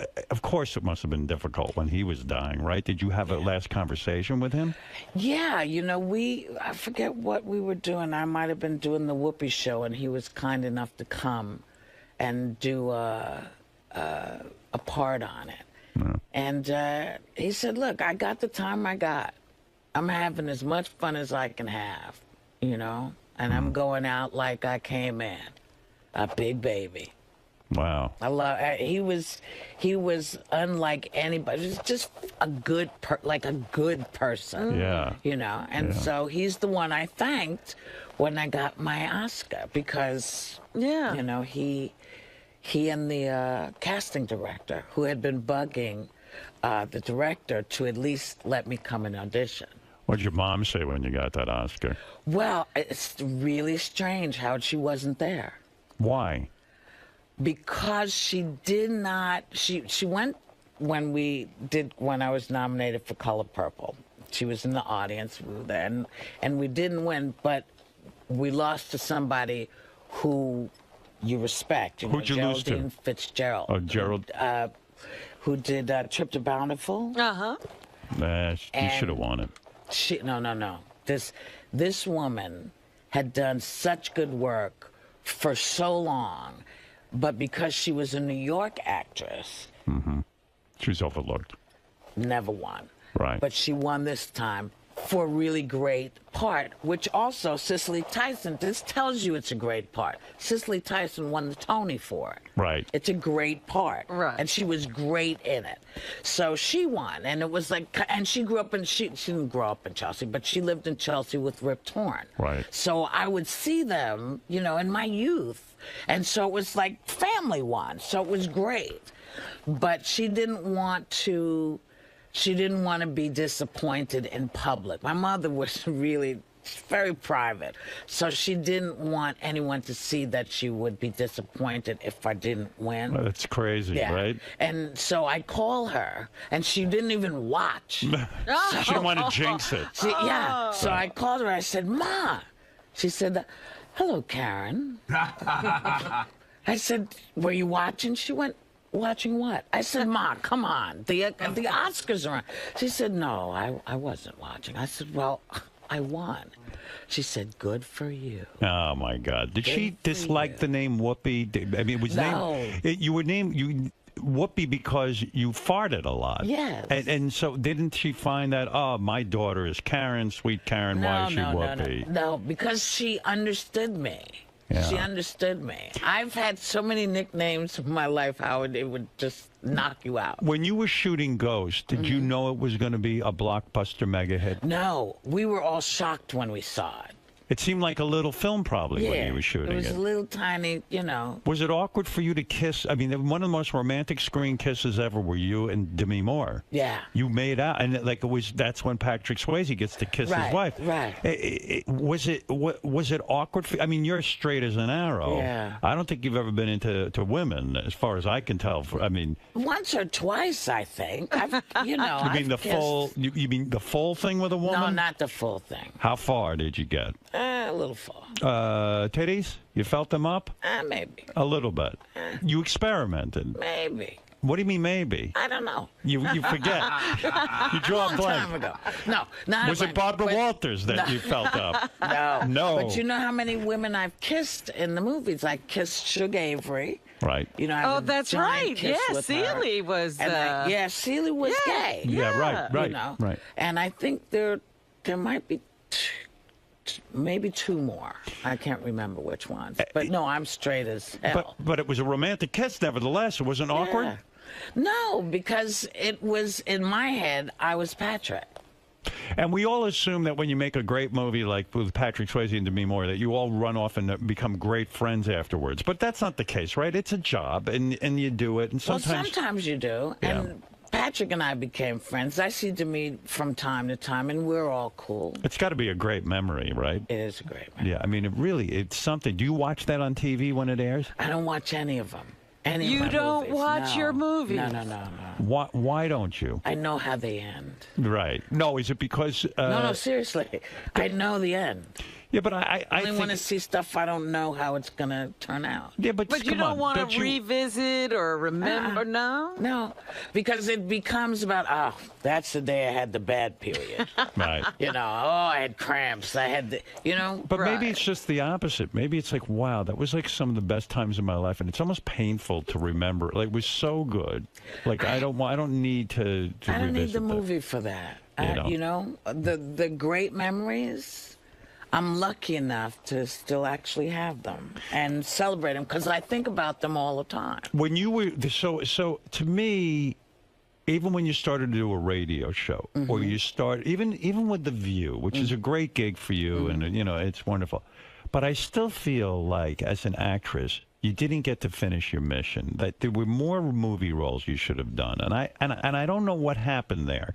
I had to stop. Why? I had to stop because I got overwhelmed with the business of it and not the art. You know, I've always been an artist. That's how I always saw myself. What do you mean? If you did a movie and it tanked, you took it to heart? And well, I didn't, you know, even if I didn't take it to heart, other people took it to heart for you. Right. You know, people love to remind you, hey, you remember that really shitty movie you did? Wow, boy, was that bad. It's no. I know it was bad. And that affects you.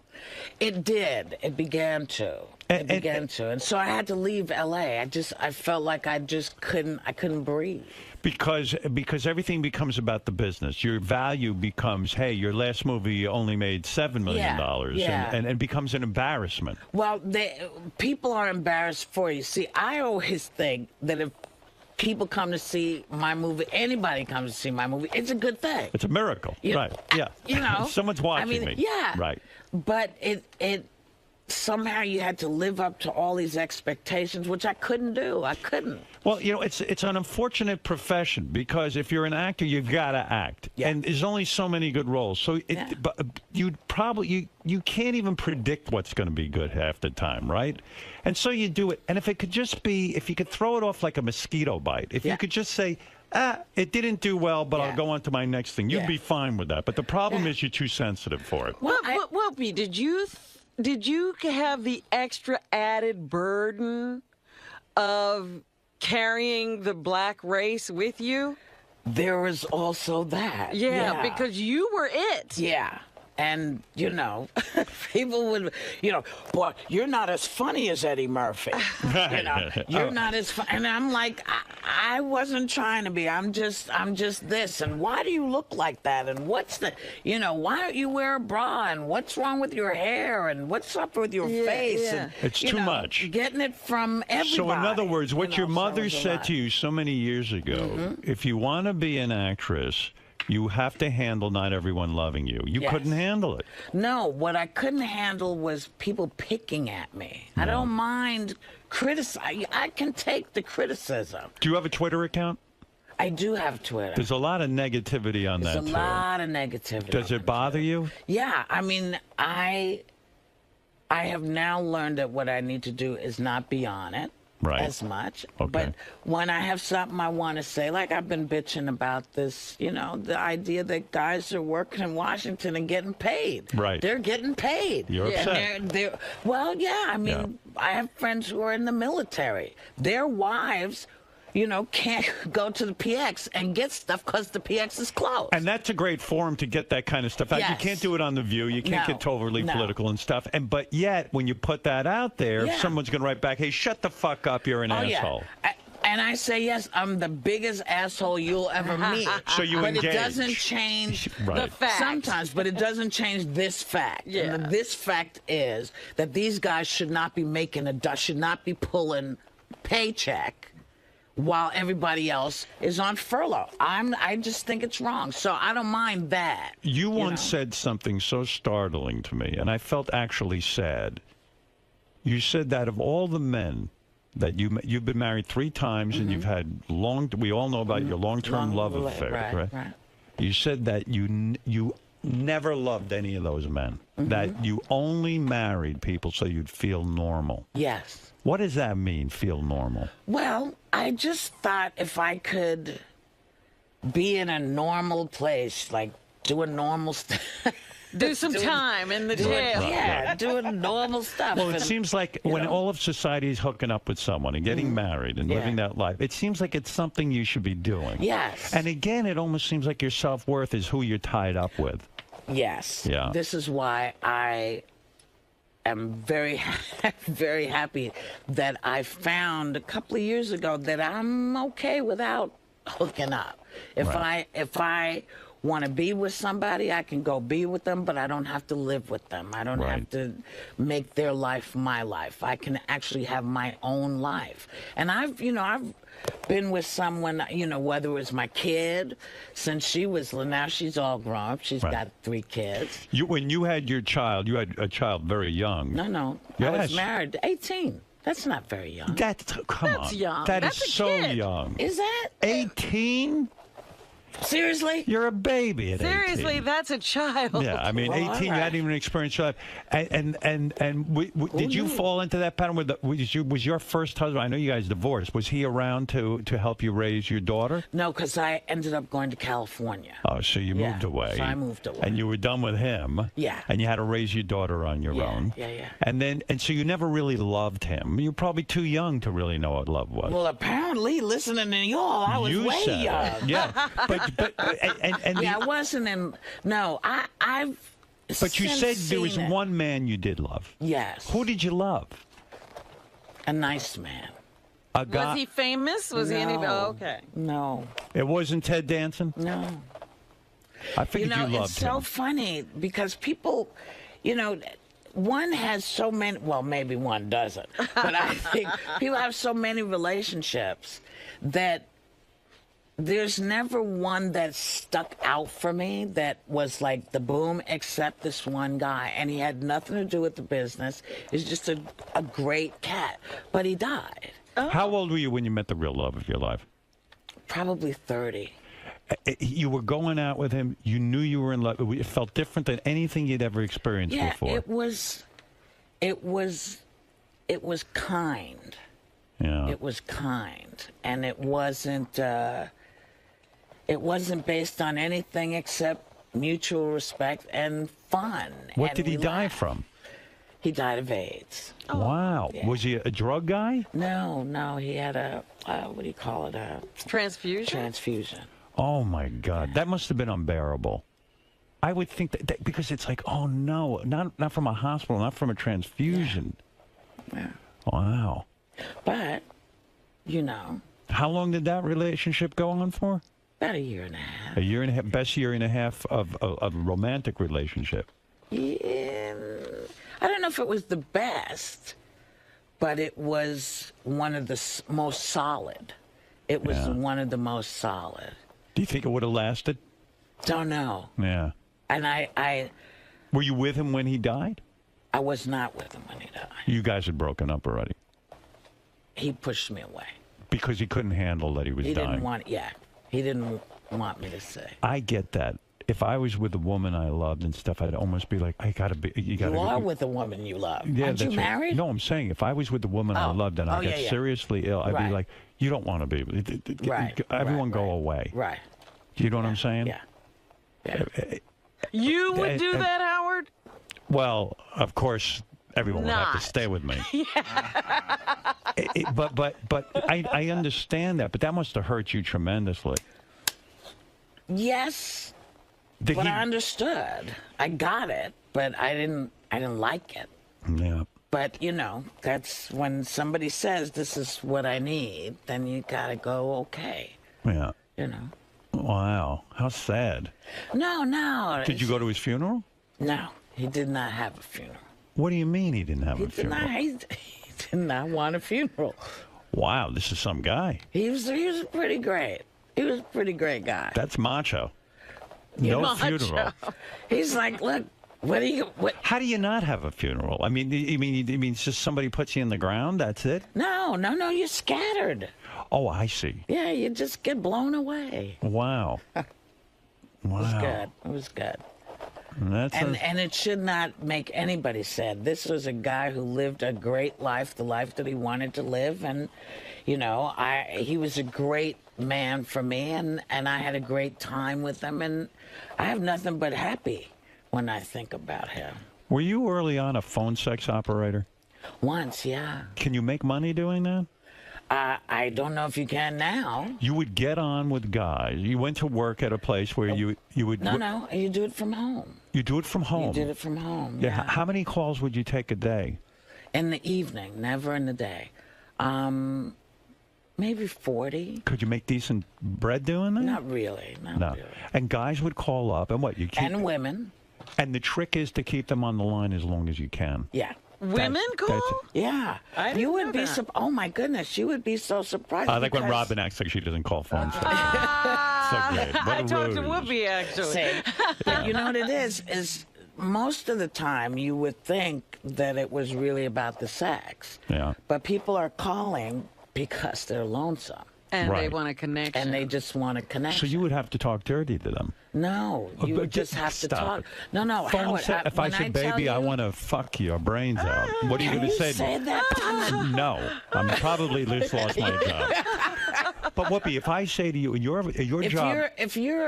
If you call and you called the line and that's what you did, yes. But what I'm saying to you is, shockingly, 98% of the people that called were not looking for sex. But wait a second. If I call a phone sex line and I say, hey, baby, you know, I'm there. I'm a guy. I want to jerk off. Hey, baby. Hey, what's happening over there? What's happening over where you are? Well, I got my penis in my hand. Wow. That's pretty pathetic, actually. But you should see it's about an inch. But, baby, what are you wearing right now? What do you think I'm wearing? I think you're naked right now. I could be. Oh, you are a tease. You're a temptress. Do you think so? Oh, absolutely. Oh, yes.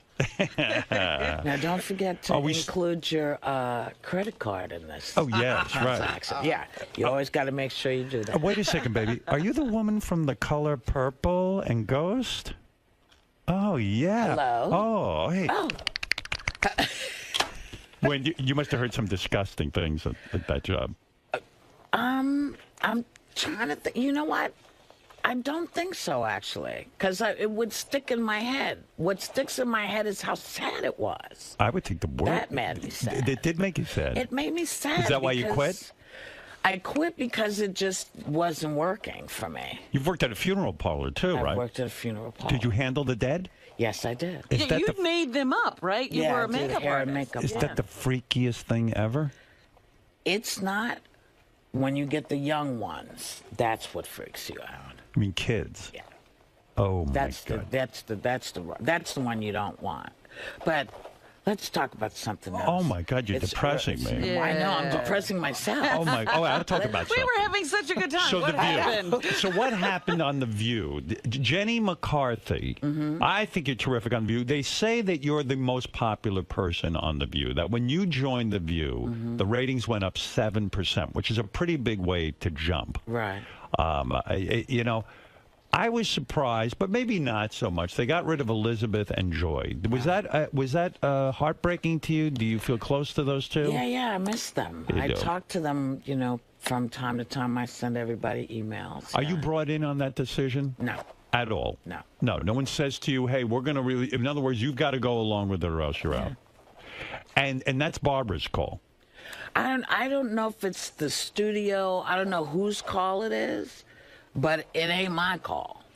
I know you always say, "Hey, Barbara gave me the job, and I love Barbara, and I'm thankful for that." Yeah. And I know you. And we've known each other a long time, she and I. But when I did the show, the one time, I was sitting there. It looked like you were aggravated with her when she interrupts every minute and takes over. You looked physically pained to me, and I don't know if that's the case, but I tell everyone Whoopi does not like Barbara. I know you do. I do because and they write about it in the news. Yes, I believe it. You started. I started it, and I admit it. I saw the look of pain on your face. I was in pain. What is it, Gary? How dare you interrupt my conversation? Whoopi's got to be somewhere. She's got to go to work. No. That is bullshit. And she contractually has to be there. Whoopi control. Oh, that's so impressive that you contractually have to be They're there. going to come get you. They will come get me. Throw you in jail if you're late. I was in pain that day. I didn't even get to the Hollywood Squares years. I wanted to ask you about that. Well, then maybe I can come back, Howard. I feel you did that. I feel you did that for the money because you got $14 million to be. Who told you, child? Who told you that? I heard you got $14 million to be on Hollywood Squares. Never. Raise your right hand and swear on a stack of Bibles. I have never made $14 million in my life. Is that true? Yeah. Then why was I told that? For the same reason you tell people that I don't like Barbara. That's and the same reason we think 𝗫𝗵cie was raped twice. That's right. That's right. All right, listen. Let me sum up. The one thing I always wanted to know, because Bill O'Reilly does the show. Right. And that's when you look in pain to me. No, but I didn't even understand that. The View is about hearing people's views. Right. I know you don't agree with Bill O'Reilly about what he was talking about. And you got up and you walked off. Yeah. That I don't understand because the show is called The View. Yes. I'll tell you why I got up and walked off. I got up and walked off because what he was saying was a very specific group of people were responsible for something.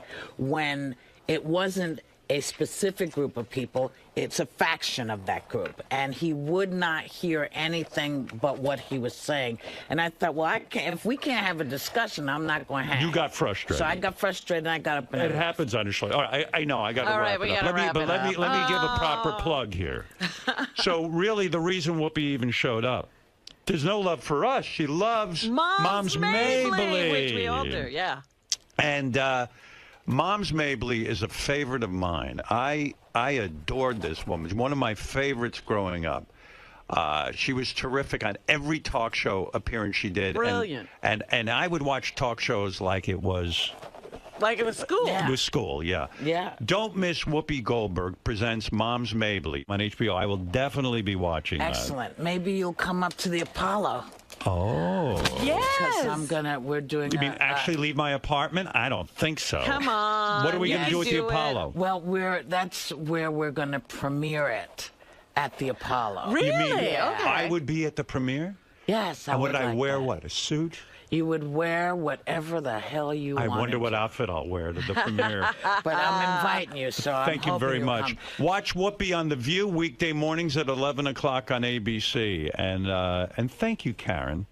Thank you. I'm the only one allowed to call her Karen. That's your role All right, Whoopi, now. great seeing you. We'll be back right after these words. Did I end on time? Was I all right? Just on time. All right, good. She's just got time to get there. I didn't get to half of what I want. Let me come around. I didn't get to anything. Wow. These times, they go so quickly. Hey! I would love to come do The View. Do you want to do it? Sure. All right, I can do it. Hey, baby. You are fantastic. Thank you. And thank you for all the, all the kind words, because I know sometimes you hear about me getting in trouble, and you always come to my defense. Well, who's going to come to your defense if I don't? Well, we know about being in trouble. I appreciate it. I really can't wait to see what you came up with on that. I can't wait for you to see it. It's so good. Look, would it be all right if I asked you a question about the interview? Sure. So you and Howard really bonded over your mutual love for 𝗫𝗵cie. Right.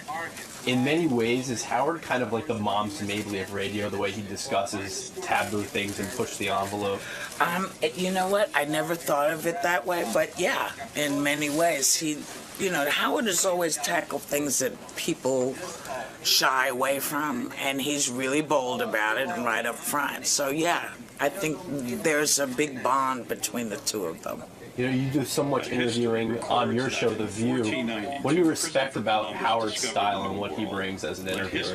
Well, I like Howard, so I can roll with him. I love what he does. I think his best quality is he asks you a direct question. He doesn't beat around the bush, and I like that. I was saying to JD, as Whoopi was leaving, I said, Whoopi, I didn't even get to ask you about your spoon collection. She has a spoon collection. Whoopi is a big spoon collector. And she lit up. She was like, I do collect spoons. And I said, well, JD does too. And she goes, JD, I'm going to send you some spoons. He collected spoons when he was a kid. That's why we got into it. And then we found out you were a spoon collector. Yes. I'll send you something. Oh, now JD. you're into spoon collecting, aren't you? Isn't that special? I don't want it. He's not turning down those. It is special for Whoopi Goldberg. So, I mean, I couldn't turn those down. But I don't collect spoons. You do now. Well, I have a gift from Whoopi Goldberg. What I heard was that Whoopi collects these old, like, racist spoons, too. Like I heard about these racist spoons. Yeah, like, you know, I don't know where they sold these things, but they sell, like, you know, they have, like, you know, the typical, stereotypical black like guy. The jockey kind of things, Yeah. So she's got a whole collection of those. I don't think she's giving those to you, JD. Because those are historic. No, because JD will get beaten up for them. Oh. Right. Wait, this isn't my old black Sambo spoon. Stop hitting me. People might take it the wrong way. Now, remember, you're not supposed to use these spoons, so don't be eating cereal. No, all the spoons I get sent, I put them in a box in my office.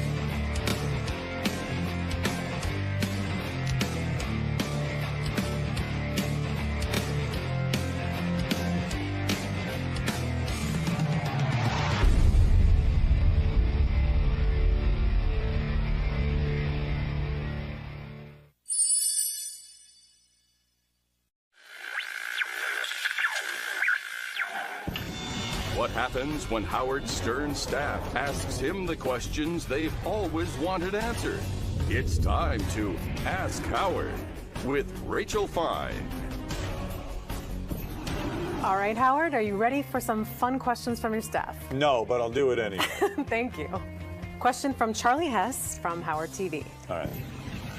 What is the one superhero power you would most like to have, and what would you do with it?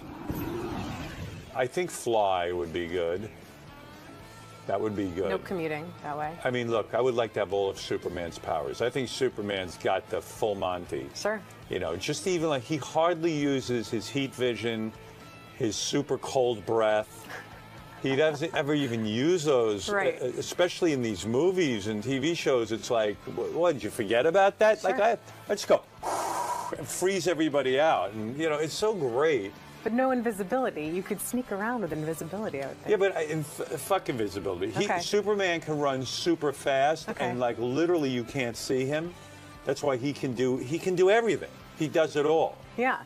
To be Superman is every boy's dream. Gotcha. I couldn't live in a world with Superman. If there was a Superman and I wasn't him, it would just kill me. It'd kill me. So better no Superman than you're not Superman. I don't want Superman. Question from Al Ragone of Howard 100 101. Right. In your opinion, if Gary never said the words Baba Booey, what do you think would be his next biggest claim to fame? I think the pitch was a big deal. Yeah. The boy can't throw. You know. And what's funny about it is he can't throw, and yet he's a baseball coach, and he prides himself so much on his knowledge of the Mets and baseball and sports, and it's so important to him, and he just can't do it. Is that a bigger blunder than the I Want You Back tapes? Oh, there's no bigger blunder than I Want You to. Well, there's no bigger blunder than 𝗵𝗵𝗶𝗍. Okay. To say that you collect cartoon cells and your favorite cartoon character growing up is 𝗵𝗵𝗶𝗍, and I go, 𝗵𝗵𝗶𝗍? I watch cartoons and Baba Louie. You know, and you don't know that is a blunder. Yeah. The tape that he made for that girlfriend to win her back isn't a blunder. It's just douchey. I lost my lover, and I lost my best friend. And you lost your lover, and you lost your best friend. Okay, so that part's pretty even. But you gained a lover, and you gained a best friend. I gained a couple of lovers, or I gained one lover. But I gained no friends. There's nobody there to come home to call, and to tell all the great stuff. And like right now, I feel my professional life is like at a 9, and my personal life is at like a 2. It's ridiculous. It's embarrassing. It runs the full gamut of ridiculousness. Question from Mike Ganji at Howard TV. What are your first memories of meeting Fred? My first memories, again, you know, you're talking a lot of years ago, but my first memories were, you know, here was a guy who was the overnight announcer at WCCC in Hartford on the FM, and I walked in, and it must have been my first show, and he was the overnight guy. He was in college at the time. I remember thinking, how does this guy do it? He does overnights, and then when we were talking, he goes, oh, I go to school during the day. Which is crazy, because when do you sleep? And I remember thinking he was good on the air, he had a nice voice and all that. And then in the early days, being bowled over, when I talked to him, we would talk about Saturday Night Live, and then he'd do a lot of the impressions that Dan Aykroyd did, and then he did his own impressions, and I started to really appreciate his talents. But I've said this a million times, the biggest thing about Fred was that he'd actually hang out and watch me and help me. Like, he would pull some records, or it was a very nice thing, very altruistic, because radio guys don't always help each other. And there is some jealousies and stuff. And Fred was like a really good friend that I didn't really know him that well, but he would help me. And it was so appreciated, because I was so overwhelmed with playing music and trying to be funny and literally grabbing records, grabbing news copy. It was too much for one guy. And Fred would lend a helping hand if he had some time, at least that first hour. And I was so grateful. He was such a good guy that way. And then when he'd kind of lean in and maybe do a voice or something, wow, you know, and you really start to say, wow, this guy's something. Did you know you'd be with him for the long term? You know, I didn't know. I thought, wow, this is somebody who could make my show so good. I wish I had a budget or... and I did say to him when I left Hartford, I had got this job in Detroit. I am going to try to hook up with you again. And I'm sure he was like, yeah, right. But you know, you saw it in the movie. That was a pretty accurate portrayal. I said, I'm really going to come back. And in Detroit, I would call him once in a while and have him do a voice. He would do 𝗵𝗵𝗄𝗍, and at the time, that was a big thing to do. And he did a good job. And, you know, Fred's he's so prolific with the lines. It's not enough to do a voice. He's got a comedy mind, a quick comedy mind. Even though I told you he has to think about stuff, but when he's on the air, he's quick, and he's funny. You know, he could do a French accent and do that ridiculous thing and you know, and say brown S 20 times, and I'm still going to laugh. What color were the children's eyes? They're beautiful brownness. Beautiful, beautiful brownness. Oh, when you're staring into the little S, you can only think of one thing, how brown they are. Well, thank you. Fred has the ability to make me laugh, and so that's why Fred's with me, tremendous talent. So I remember meeting him and just thinking, what a nice guy, and then it blossomed into love. Thank you so much. That was really, really A fantastic. lot of fun. There was a lot of inappropriate questions, and everyone is fired. No, that was good. It was a lot of fun to answer the questions. Who knew anybody had any questions? We have lots. Yes.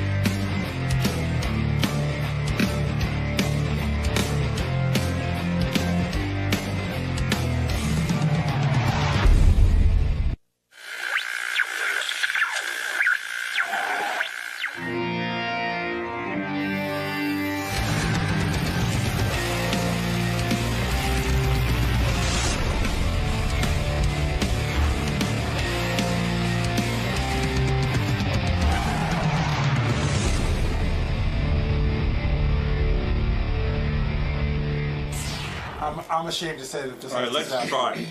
Let's try it. You're up for it? Yeah, even the discussion between you two guys. I've just always been offended when you say, "Oh, Jonathan, I want a great night." Oh, Gary, what a great night. Gary is. Well, it's like, It's not saying anything about you. Yeah, right. Why would you even be involved in that conversation? Because he spent a weekend on a boat with his kid. He's a great dad. I've seen Gary with his kids, and I'm telling you, he's a great father. I'm not commenting on you because I've never seen you with your kids. How come? How come? Why would you get offended by that? How come? I was just saying, I'm throwing me. I'm But just Scott, as good. how come if he says I'm a great father, Will's not offended by that? Because, I don't know. Will's a pussy. No, because it's not about Will. It's about Will. Will wasn't a dad when that comment was. He's one now. It's just, but why are you in my business? Seriously. If Howard says I'm a great dad, why are you in that? You, at the time, said that I wasn't a good dad because I like to golf. You started from the beginning. You're like, Gary's not a great dad. Howard says he is, but that doesn't make him a great dad. I'm like, And then I would go to talk back to you and go like, I'm a good dad. And then you would go, Howard, can you possibly be a good dad if you golf? I've seen Gary's kids. They're very well adjusted. That's number one. So am I. But I'm not talking about you. It's the greatest thing ever. It is. Go ahead. All right, so they're well adjusted. All right, let's try it. Let's try it out. The point is we're going to try it. Okay, good. He lets his kid have HBO at college. That is not a good dad. Why? HBO, video game, big screen television. It's not a big screen television. I saw that article you wrote. There was I actually know the like, size of my kid's television. I'm sure you know. There were 25 different things you gave him. It's like, oh yeah, I gave my kid HBO Go, and he got this and that. What's It's that like, about? I don't know what the, Oh my God. Jackson went to Love that college. I HBO gave him my Slingbox password, my HBO Go password. And College Hulu is for Plus. learning, not for watching Please, television. you got blowjobs from whores in college. And sold coke. Not whores. That. You went to college and you were like you. I've never been to a whore in my life. No, you never. You studied. That's all you did at college. No, I did a lot of that shit. But if I had that television, all that shit that you gave, it would be that much You're work. digging. You're digging. All right. All right. Good. Wait for the air. Oh yeah. We're going to play a game today. Who knows their kid better, Scott 𝗏𝗍 or Gary Delafonte? Oh, you know that Gary's got to win, right? Yeah, I think so. I think Gary knows Scott 𝗏𝗍's kid better than Scott 𝗏𝗍's does. I would have that contest. Just have crazy. You'll lose. Gary's like the best father I know. He knows everything about his kids. And I know you've been studying all weekend. I got the He studied? Yeah, like he was practicing with his son and Look, I wanted to ask a couple of simple questions. I got those out of the way. I have no idea what you guys are going to ask. By the way, I'm not saying you're a bad dad. I'm just saying you get silly competitive. over anything. I know, but it's the strangest thing with Scott. I'll be talking to Gary. I go, Gary, you're like the best dad I know. And Scott goes, hey, what about me?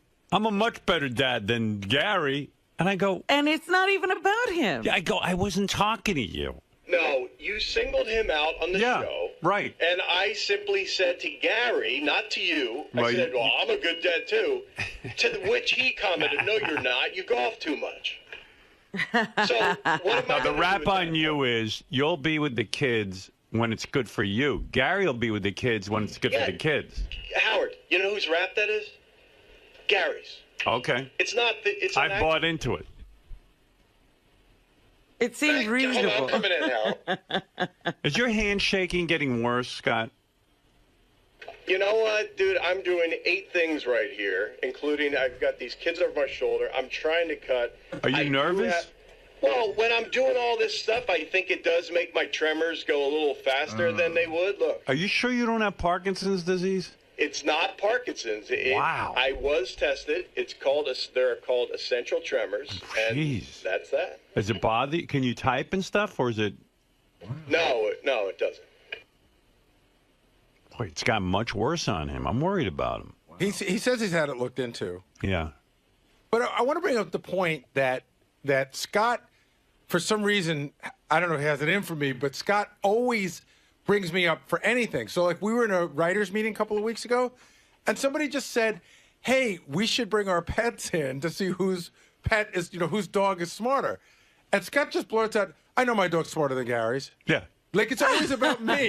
No, you know what it is, Gary, is I am a competitive person, and you're the only person that gets offended by that. I'm simply fooling around, and you... But, that's not true. But Scott, you never say, like, in other words, if Fred says, hey, I think my dog's really smart, you don't say a word. If Jason said, I think my cat's really smart, not a word. As soon as I say something, it's like, oh, I know I'm better than Gary.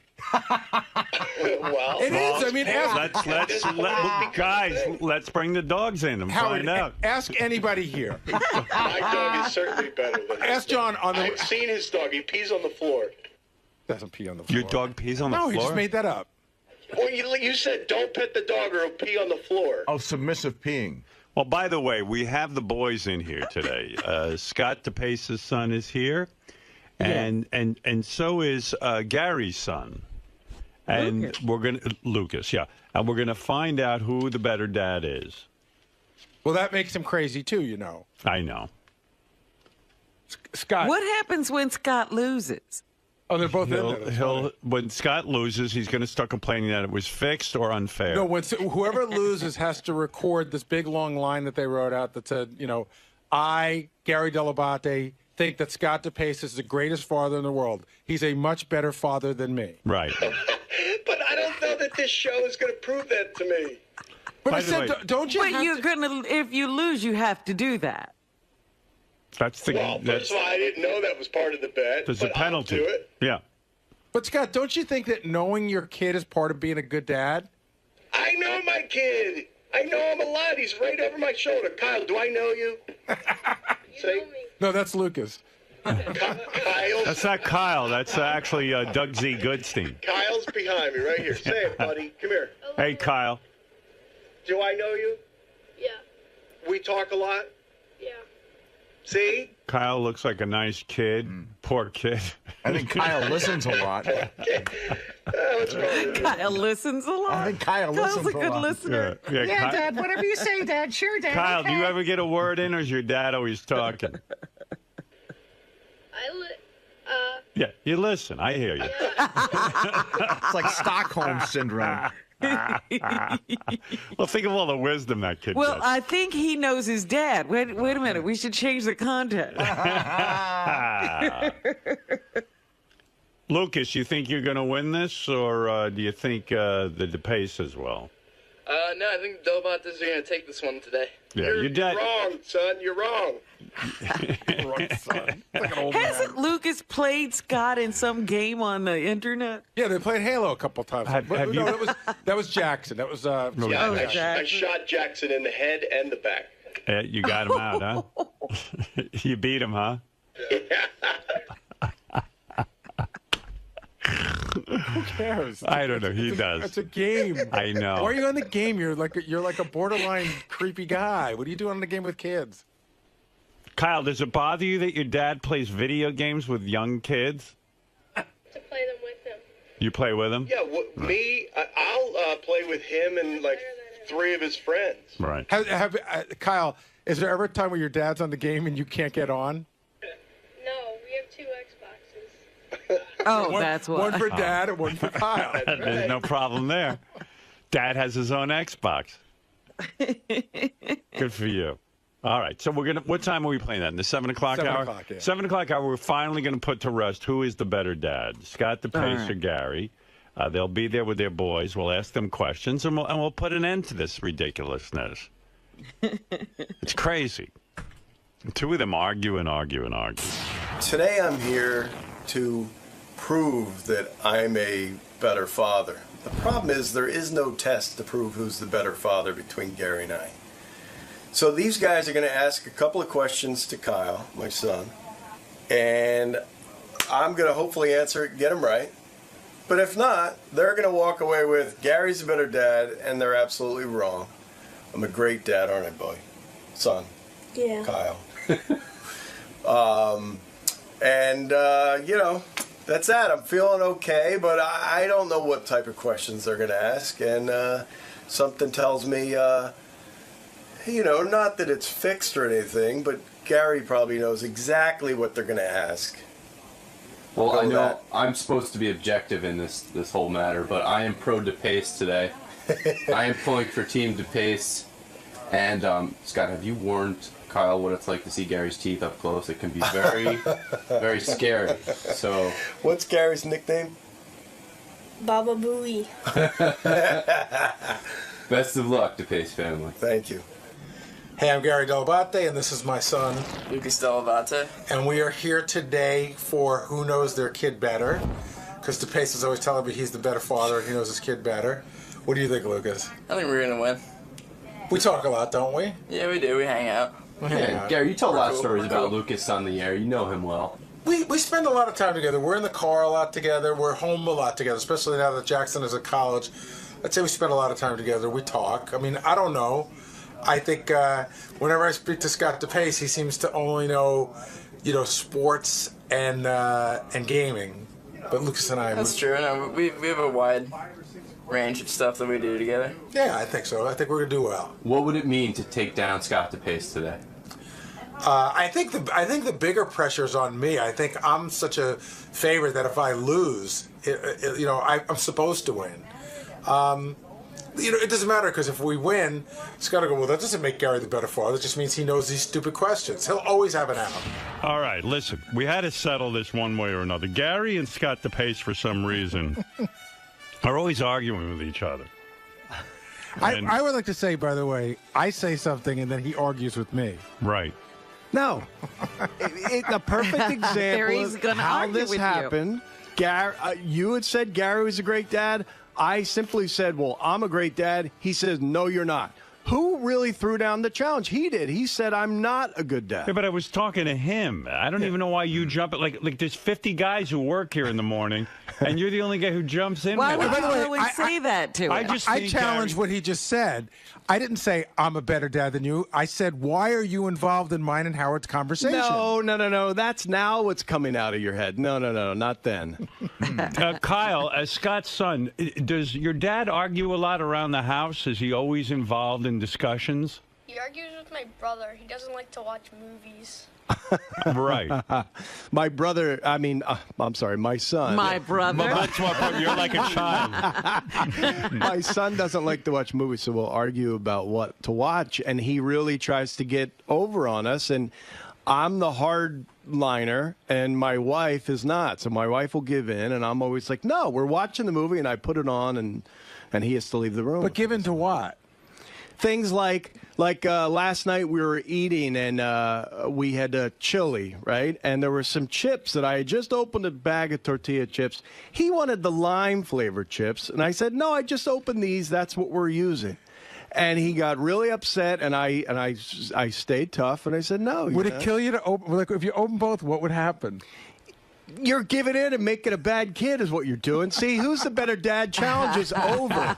Challenge is over. I win. But maybe you have to pick your fights. Like maybe it wouldn't have been so horrible to pick lime because he's a human being too, and maybe he wanted lime chips. But he always does this. So what he did, he started whining, right? He starts going, I go, stop the whining. I ridicule him a little bit, right? Ridicule him a little bit. That's all the child psychologists say ridicule first, yes. Because I'm tired of the whining. Right. And then my wife, thankfully this time, said, yeah, Derek, no whining, right? And then what did he say to that? He said, well, sometimes it works. Kyle, blink once if you want to get out of the house permanently, and I'll get you out of there. That's all you got to do. Blink twice if you want to stay. I gotta say, he gave me the once. I'm getting him out of there. I'm calling child services. I would have opened the bag of lime chips. I don't think it's that big a deal. It's not that big a deal. Yeah, can't this kid win sometime? Kyle, what do you think of that argument? I feel your brother's a human being, and if he wanted lime chips, would it have been so horrible to open the lime chips? He said it hurt his mouth when he chewed them. Yeah, the chips are chips, right? So, listen. But you hear what Kyle's saying? His brother was saying that he doesn't like the other ones. He doesn't enjoy them. He doesn't enjoy the ones you enjoy. They're the same thing practically. But they're not. But not to him. I don't know how I grew up. I mean, so how you grow up is the best way to grow up? But listen, opening a bag of chips, you needed permission to do that. Well, maybe in your house it could be different. Well, I don't make them. Do you ever have a chip preference? Do you like some chips better than others? God, so you're saying that's wrong? Let me ask you. Do you like some chips better than others? What if your kid wants I didn't say anything. I'm just asking you. Do you, as a human being, like some chips better than others? Yeah, I guess I like the regular tortilla chips rather than the lime flavored. Can you accept that your son might not like the regular chips and might like the lime flavored ones? I can, but often he is contrarian and will pick the other one on purpose. But listen, so let's say... Wonder where he gets that from. Not from me. Let's say he wanted lime chips. And you say, you know what, we're having a nice night. We're all sitting around together. My son prefers lime chips. I'm going to absolutely let him have what he prefers. Kyle, would that have been so terrible? I guarantee... What? Get on the phone right now. I'm a child Kyle. psychologist. I guarantee you they'll say, I'm right and you guys are wrong. Because you made a decision and he has to listen to it? Do you give in to everything your child Not wants? everything, but that might be a reasonable thing. If my child wanted to jump off a bridge, I might not give in to that. I think what Robin was saying is, if you're going to fight that fight, maybe chips isn't the place to fight it. And why fight that fight? Where does it end? What did the kid learn from that? He learned that we're in charge and he's not. Oh, great. So that's how he's supposed to live the rest of his life. No, until he's 18. He's in my house. But how is he going to learn to fly on his own if everything is your way? Does he ever? That's not going to teach independence. No. You don't think so? No. Okay. Having him go out and rake some leaves, that'll teach him independence. No, that'll teach him slavery. Yeah. Kyle. Lucas, have you ever done yard work? Yeah, I do it like every now and then with the leaf blower. With the leaf blower? How about you cut the lawn? No, we don't. We have people to do that. See, Kyle, you call me whenever you want chips, and I'll send over a package of what you like. It's already bad because Kyle doesn't eat.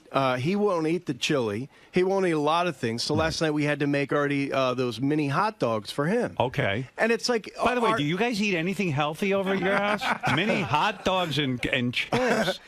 Kids, mini hot dogs are mini good. Mini hot dogs is the worst thing for the kid. If you wanted to teach him something, mini hot dogs. Oh, let's all. By the way, have fish and vegetables. No, like Howard I'm not saying that, but I'm just saying the choices are unbelievable. Chips and they're fighting over them. They're fighting over it. And if not that, it was Elio's Pizza. Oh my God, Kyle. So your dad gave in and let you have hot dogs last night. Is that true? Yeah. Yeah, good for you. I tell you, you're a lucky kid. Finally, you got to eat something you want. Well, tell me about these microphones. Where's Scott DePace? Because I'm feeling... Scott Salem. Yeah, I don't. That's Scottsdale. I feel like Kyle's microphone isn't on. I do too, but it is. I have it on, but I feel like I'm barely very hear him. low. Yeah. Oh, there's Scott. He's eating. Okay. Don't rush. You didn't hear that? You can't hear Kyle? What? What is that? I'm working on it from out there. I'm just trying to figure out what the problem is. You're eating and working on it out there. Yeah, okay. Take a bite. Think about it. Scott, I got to ask you something. Do you ever listen to the radio and go, gee, something's wrong, maybe I'll come in? What? Of course I did. Yeah. I mean, do you ever, like, kind of respond to the sound of the show and feel responsible? Well, let me hear. Now say something, Kyle. Hello.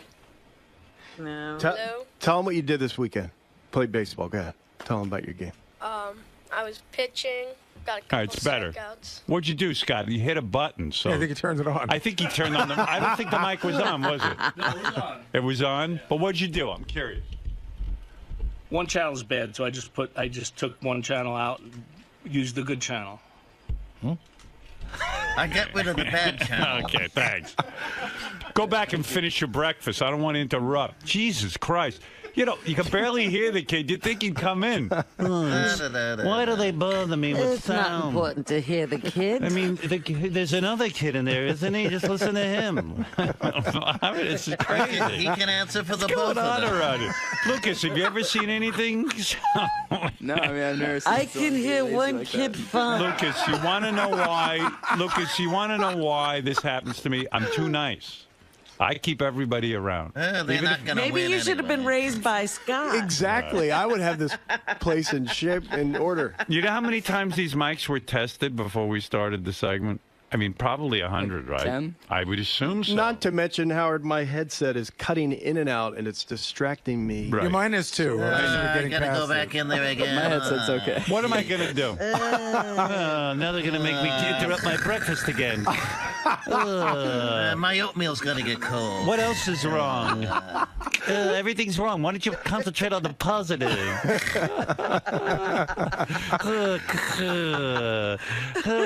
I can't believe they're all complaining. You're just talking to each other. You don't need headphones. It's just a dumb radio show. Miserable and a mold. Where's the ketchup from my home fries? Why don't you go watch TV with your lime chips? All right, so now it's time to play father and son game, okay? And really, this is all about who knows their kid better. Let's have the intro music. It's time to play Who Knows His Kid Better? With Gary 𝗛𝗏𝗏. Hey, don't talk about this on the air. Cut it out. And Scott 𝗛𝗏𝗏𝗏. I don't need to be taught anything. And now, here's your host, Howard Stern. Oh, thank you very much, everybody. How are you? And let's go meet our contestants. First, we have the 𝗛𝗏𝗏𝗏s. Your name is Gary 𝗛𝗏𝗏𝗏, I assume? Yes, sir. All right, Gary 𝗛𝗏𝗏𝗏 is from Connecticut, and he's here with his son, Lucas. Lucas, how are you? I'm very good, thank you. Now, Lucas, I understand that you think your dad is a good dad, right? Yeah, I think he's a very good dad. He's a very good dad. You yourself, you love to go to school, am I correct? No, that's incorrect. That's incorrect. Oh, sorry about that. What grade are you in now, Lucas? 10th grade. You're in 10th grade. How is that? It's really good. Yeah. I'm having a good time. And what are your hobbies? You like to spin records, I understand? Yeah, I do. What does that mean, spin records? I DJ. I'm a disc jockey on the weekends. Right. You enjoy the music the black people make? I mean, if you want to put it that way, yeah, I guess. Absolutely. Actually, it's all white people now. No, what it's he's listening all to. black people and Eminem. No. That's hip hop. What white people? He's listening to EDM, electronic dance music. That's all Swedish. It's all Swedish people. That's like Geronimo's thing. So you enjoy the music of Swedish people? Yes. So do you do that like scratch and stuff, or do you that? No, not really. Only when I'm doing hip hop DJing, like I guess what Howard would say, black people music. But right. I'm actually. Can you make it? Yeah, go ahead. Yes, you're actually. No, with the EDM, it's more of like a smooth thing. It's not really like hard cuts. So you perform at school and you perform at dances and things? Yeah. Oh, good for you. Can you make any bread doing that? I do, yeah. As a private DJ, I make a few bucks. No kidding. He did. I roaded for him last year, Howard. He did a gig that was a little under $500 he got for the night. Look at you. At your high school Well, dance? Scott. No, it was a private gig. But do you do that at your high school dance or whatever? Not a high school dance, but the high school had like it's called the Cardinal Games, and that's like it's like an Olympics for the school, and I DJ'd that. He works at the teen center every weekend. That's where he spends. Scott likes this. Girls must be into him. Oh, yeah. I know, they see me at Arch Street. Gary must be doing all right. His son All is right. productive. And Lucas, I heard a rumor a few years ago you were thinking of becoming Jewish, right? You were looking into Judaism as a way of life. Is that true? Yeah, I was. My best friend's mother, she got me like really into Judaism somehow. She was just like, how dare she? No, she's I had a lot of respect for her. That's why I was into it, but not anymore. Did you come close to converting? Do you want to sing 𝗦𝗵cie𝗄 with me? Here we go. No, thank you. I'll No. give you an education. Here we go, everybody. 𝗦𝗵cie𝗄, 𝗦𝗵cie𝗄, 𝗦𝗵cie𝗄. What's more fun than that? Do you have any idea what that means? Don't you want to join again? It means I want to go hang myself. Oh. That's what it means. It means I'm not getting girls. It means I'd rather listen to Swedish dance music. Lucas, believe me, that's a tough song to learn, honestly, if you're really going to make the full conversion. But you're out of that phase now, right? Yeah, no, it's just it was a short-term phase. Right. You were raised Catholic, I assume? No, not really, Gary? not really he hasn't been really raised anything. Was he baptized or? I don't know. You don't know about your kid? I don't think he was. Scott, this is over. Scott, already. was your kid baptized? We should have had that. I know you know that. Yeah, absolutely. See, isn't that nice? Well, Gary, I'm getting nervous about you. We'll see. Lucas, were you baptized? I have no recollection because I would have been like 6 months old. You would have been a baby. Yeah, like, No. Lucas and Gary, the game today is how well do fathers and sons know each other to prove once and for all who is the better father. Now, Lucas, do you think you and Gary, your dad, will win? I do. I think we're a good team. All right. Let me say hi to their opponents. This war has been going on forever. I want to say hi to 𝗦𝗵cie and Scott 𝗦𝗵cie. Hey. Hey, you two. Does Kyle feel competitive? Kyle, do you feel competitive like your dad, or are you just like, are you turned off? I'm competitive. I wonder why your microphone's not on. I mean, you're speaking fine. Hold on, talk into that You're one. talking to this one. Hello. Yeah, there's something going on. Scott, Oh, boy. I mean, come on, guys. 3 out of 4 ain't bad. I mean, how long is that going to go on? The other microphones work. Can we give Kyle another They're getting Kyle another microphone. In the meantime, Want us to share this one? Kyle, do you know sign language? Thank you. I mean, I was going out of my mind here. I go, well, maybe Kyle's very soft-spoken, but he seems to be right on the microphone. Holy moly. I mean, what is with my engineer? It's unbelievable. Thank you, Evan. Scott, Evan, why don't you just become the engineer? Why do I have to put up with Scott? Try that one out. How's that, Kyle? Hello. Is that a little better? Hello? That sounds bad. I No. think there's something wrong with the whole It's connection. something wiring-wise. There you go. All right. So it's 𝗦𝗵cie. Yeah, kill that. We'll just take it into our own hands. Thank you, Kyle. Kyle, you understand? I've been at this game way too long. I really have. I can't take it anymore. Do you understand what I'm saying? Have you ever been so frustrated that you couldn't take it anymore? Yeah. You have. Okay. Thank you. Did it involve chips? Kyle, what grade are you in? I'm in 7th grade. 7th grade. How's that going? Do you like it? Medium. Medium. It's okay. What is Can I just say, great student here, Yeah. top of the class for math, science. He's awesome. Now, what if he wasn't? Could you still love him? I would still love him. But you'd be less in love. No, But you'd be less proud. I would have to work with him a little more. By the way, Lucas on the honor roll every semester last year, just saying. Yeah, okay. Oh, boy. All right, Dad. Thank you, Dad. Kyle, what is your favorite subject? Math. Math is your favorite subject. You like to what are they up to there? Algebra? Figures. We're doing shapes right now. Shapes. Let me tell you something. That's very impressive. I myself am still struggling with math, although I'm the mathematician on the show. I have to figure out the years and things. And I might say that math and science are the most important classes. Well, I'll tell you what. I'm not going to argue with you there. Okay. And Scott, what do you do on the show? I've never quite figured it out. Director. Right. Now, do you know your father's a director, Kyle? Has he explained to you what he does? He directs things. Yes, he directs things. Is that what he says? Yeah. Yeah. All right. Well, He yells at people. In other words. These guys don't ask me about what I do. Why? They Why don't- see you on television and they go, that's the guy you work with. But Kyle, why don't you? They know Gary's 𝗏𝗏𝗏𝗏, and that's about it. Kyle, why don't you ask your father? Is it just something that irritates him? He makes these really long answers that I don't like to listen to. Join the club. All right. Well, I'm with you there. I'll tell you that. Now, do a lot of fans approach your dad? I would imagine they do, because he's such a popular figure on the show. Do they approach him? I've never seen it. Never once.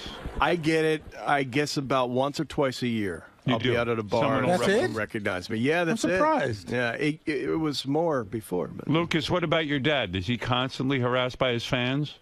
It depends. If we're at like a baseball game, a hockey game, or football or something like that, it's like everywhere you turn, there's like some guy who's like fa-fa-fooey. Yeah, 𝗏𝗏𝗏𝗏𝗏, fa-fa-fooey, fa-fa-fo-hi, any of these names. They all work. They all work. He's a man of many names. When you were a kid growing up and people would yell out fa-fa-foo-hi, 𝗏𝗏𝗏-hi, did it confuse you as a kid? You're like, that's my dad. What do they mean, 𝗏𝗏𝗏𝗏? I had no idea what they were saying to my dad. Right. And your dad to this day still does not let you listen to the show. Am I correct? No, I feel like if I was anybody other than his son, I'd probably be allowed, but... He's right. Yeah. Well, that's true in a way. Why don't you let him exactly? What's your Because feeling? it's not about the content of the show. It's like there's things about me he doesn't need to know. Right. I'm very honest on the show, and I don't need, the stuff we talk about, I don't really care. We're pretty lenient when it comes to that sort of thing. I mean, we let him play Grand Theft Auto 5 all day long. Yeah, that's a very violent game, isn't it? Crazy. Yeah. Lucas, have you ever called him 𝗏𝗏𝗏𝗏𝗏? Yeah, once or twice when I was younger. So you'd call me in the kitchen, you'd be like, 𝗏𝗏𝗏𝗏𝗏, come here. No, I'm just kidding. I don't know. You never did, right? You always call him Dad or something. Yes. Or Dad Dewey. That could work. That could work. That could work too. So so when the fans would come up to your dad and stuff, it probably was impressive to you, right? He's a bit of a celebrity. It was exciting. Yeah, sure. I think some of them were a little scary at times, huh? They creep me out. Right. So you never went on the internet or looked up the show and kind of went behind his back to hear what was going on? No, I did. I found out some stuff I probably didn't want to find out. Right. It could be painful, right? What is the worst thing you found out about the show when you went on and secretly? I'm not gonna say. You keep that to yourself? Was it your dad's foot fungus? No, trust me, I already knew about that. Trust me. What is well aware of that when we go to the pool. But. Yeah, right. Do you try to cover up your dad's feet so the other kids won't see? No. I mean, it's not embarrassing. I mean, it's something you can't really help. Right. I'm in the process now. I'm on. I swear to God, I think this is the 7th medication I've tried in 10 years. Wow. I'm trying. The laser, I thought it helped. It didn't. Lasered it 3 times. This is a strong You are fungus. a medical miracle. I mean, there is no way that that fungus was going away. It will stand up to any medication known to man. I don't even want to tell you. Is this a special fungus? It should be named for Gary, the 𝗏𝗏𝗏𝗏𝗏 fungus. I can't even tell you that when I went to CVS and they couldn't find my coverage, do you know how much this medication cost? It was $1,100. Oh my God! What? But then my insurance covered it. Yeah, but it still doesn't work. Well, I don't know. I'm in the middle of it. I see. Yeah, he Lucas, just started this one. so you're not ashamed of your father's feet with his toe fungus? No, but actually, I came up with a good name. It should be called 𝗏𝗏 fungus. All right, now it's time to find out who is the father-son team that know each other best. And I got news for you. And Kyle, by the way, I want to compliment you on your hair. Do you ever worry in the middle of the night that your dad's going to steal your hair and put it on his own head? Some nights more than others. Right.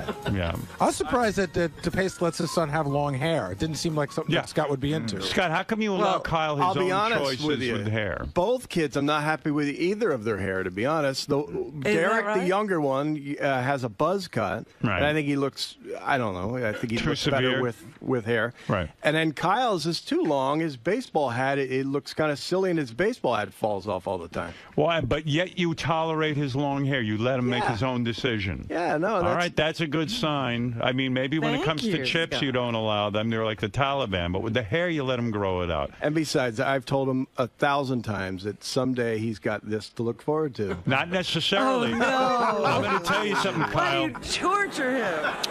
My dad is as bald as your dad, and I've got a full head of hair. And does your grandfather on your mom's side have hair? Does he have a full head of hair? Do you know that? What did you say? Your wife's father, does he have a full head of hair? Yes. Kyle will have all his hair. But, you know, he's got very different hair. It's very I curly don't care. and... Kyle, you're going to keep your hair. Did you hear what I just Okay. said? How's that for good news? That's good news. So just shake it at your dad every once in a while. Taunt him with it. I tell you, the younger one does. He does. Nightly, he'll say something at the dinner table. I remember when you had hair. I remember I met you had some hair. This job killed it. Yeah, This job you took just all. burned it right off. Yeah.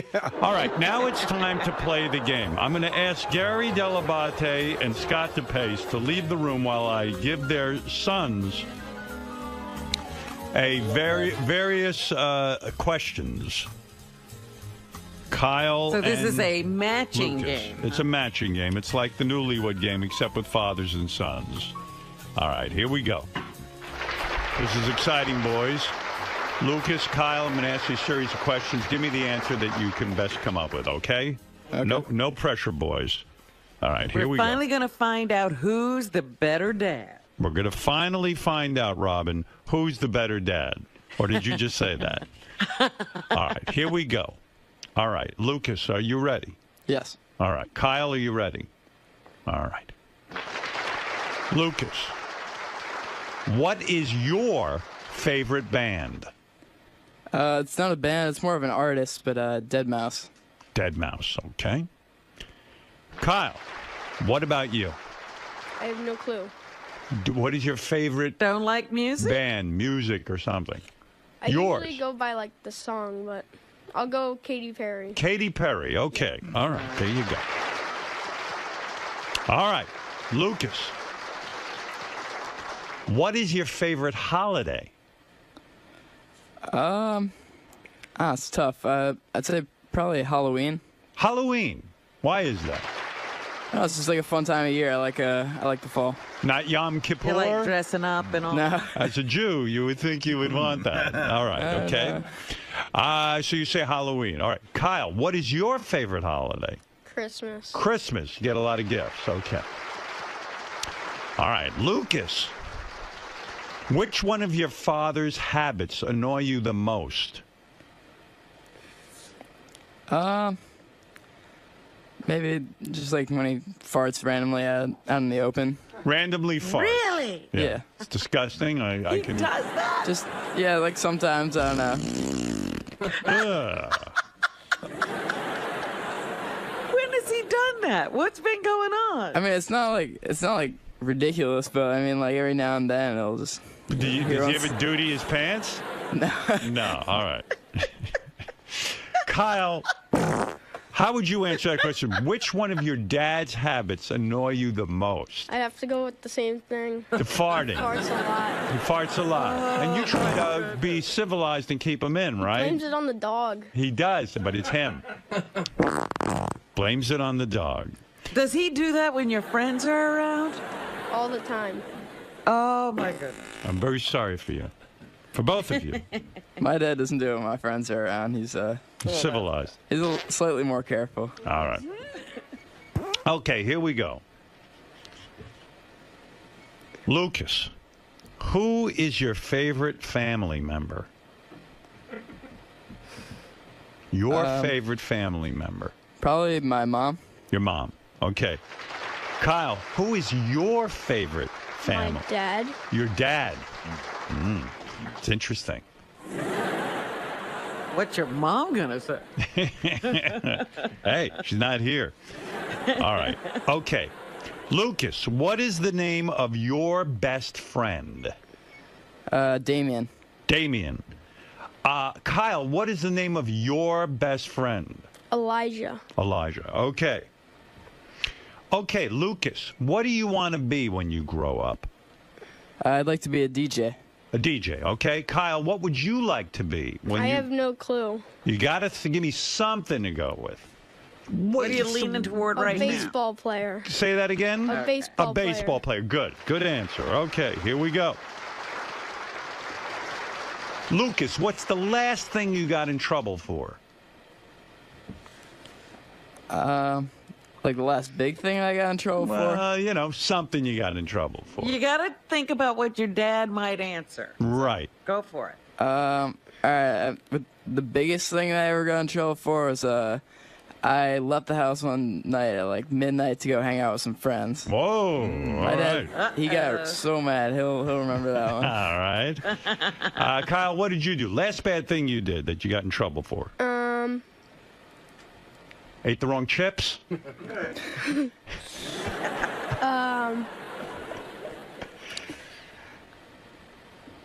don't know. Must have done something wrong. You seem like a good kid, but you must have done something. Yeah, but you never. You can't be are perfect. Perfect, are you? I'm perfect. You're perfect. You never Yeah. get in trouble. Yep. All right. Okay. I'll leave it at that. And that will conclude the questions. I think that's enough to determine which dad knows his son the best. Do you boys agree? Yeah, I agree. All right, gentlemen, take a seat, and we're going to settle this thing once and for all. Gary and Scott have been going at each other about who the better father is. Let's find out. Put your cards down, boys. When I ask you a question, you'll flip over the top card. Okay, guys? You understand? Yes. Kyle, no, we know you do. Kyle and Lucas, you understand? In other words, keep those on your lap, flat on your lap, and then when I ask you to reveal a card, you'll take the one from the top. Okay, Kyle? Okay, Lucas? Mm-hmm. All right, boys. All right. Gary, I'll go to you first. We said to Lucas, what is your favorite band? Not yours, your son's. What is your son's favorite band? What did he say? 𝗏𝗏𝗏. Hold up the card, Lucas. 𝗏𝗏𝗏 it is. That's 1 point on the board. All right, let's go to Scott the Pace. What is your son's favorite artist or band? Oh, shite.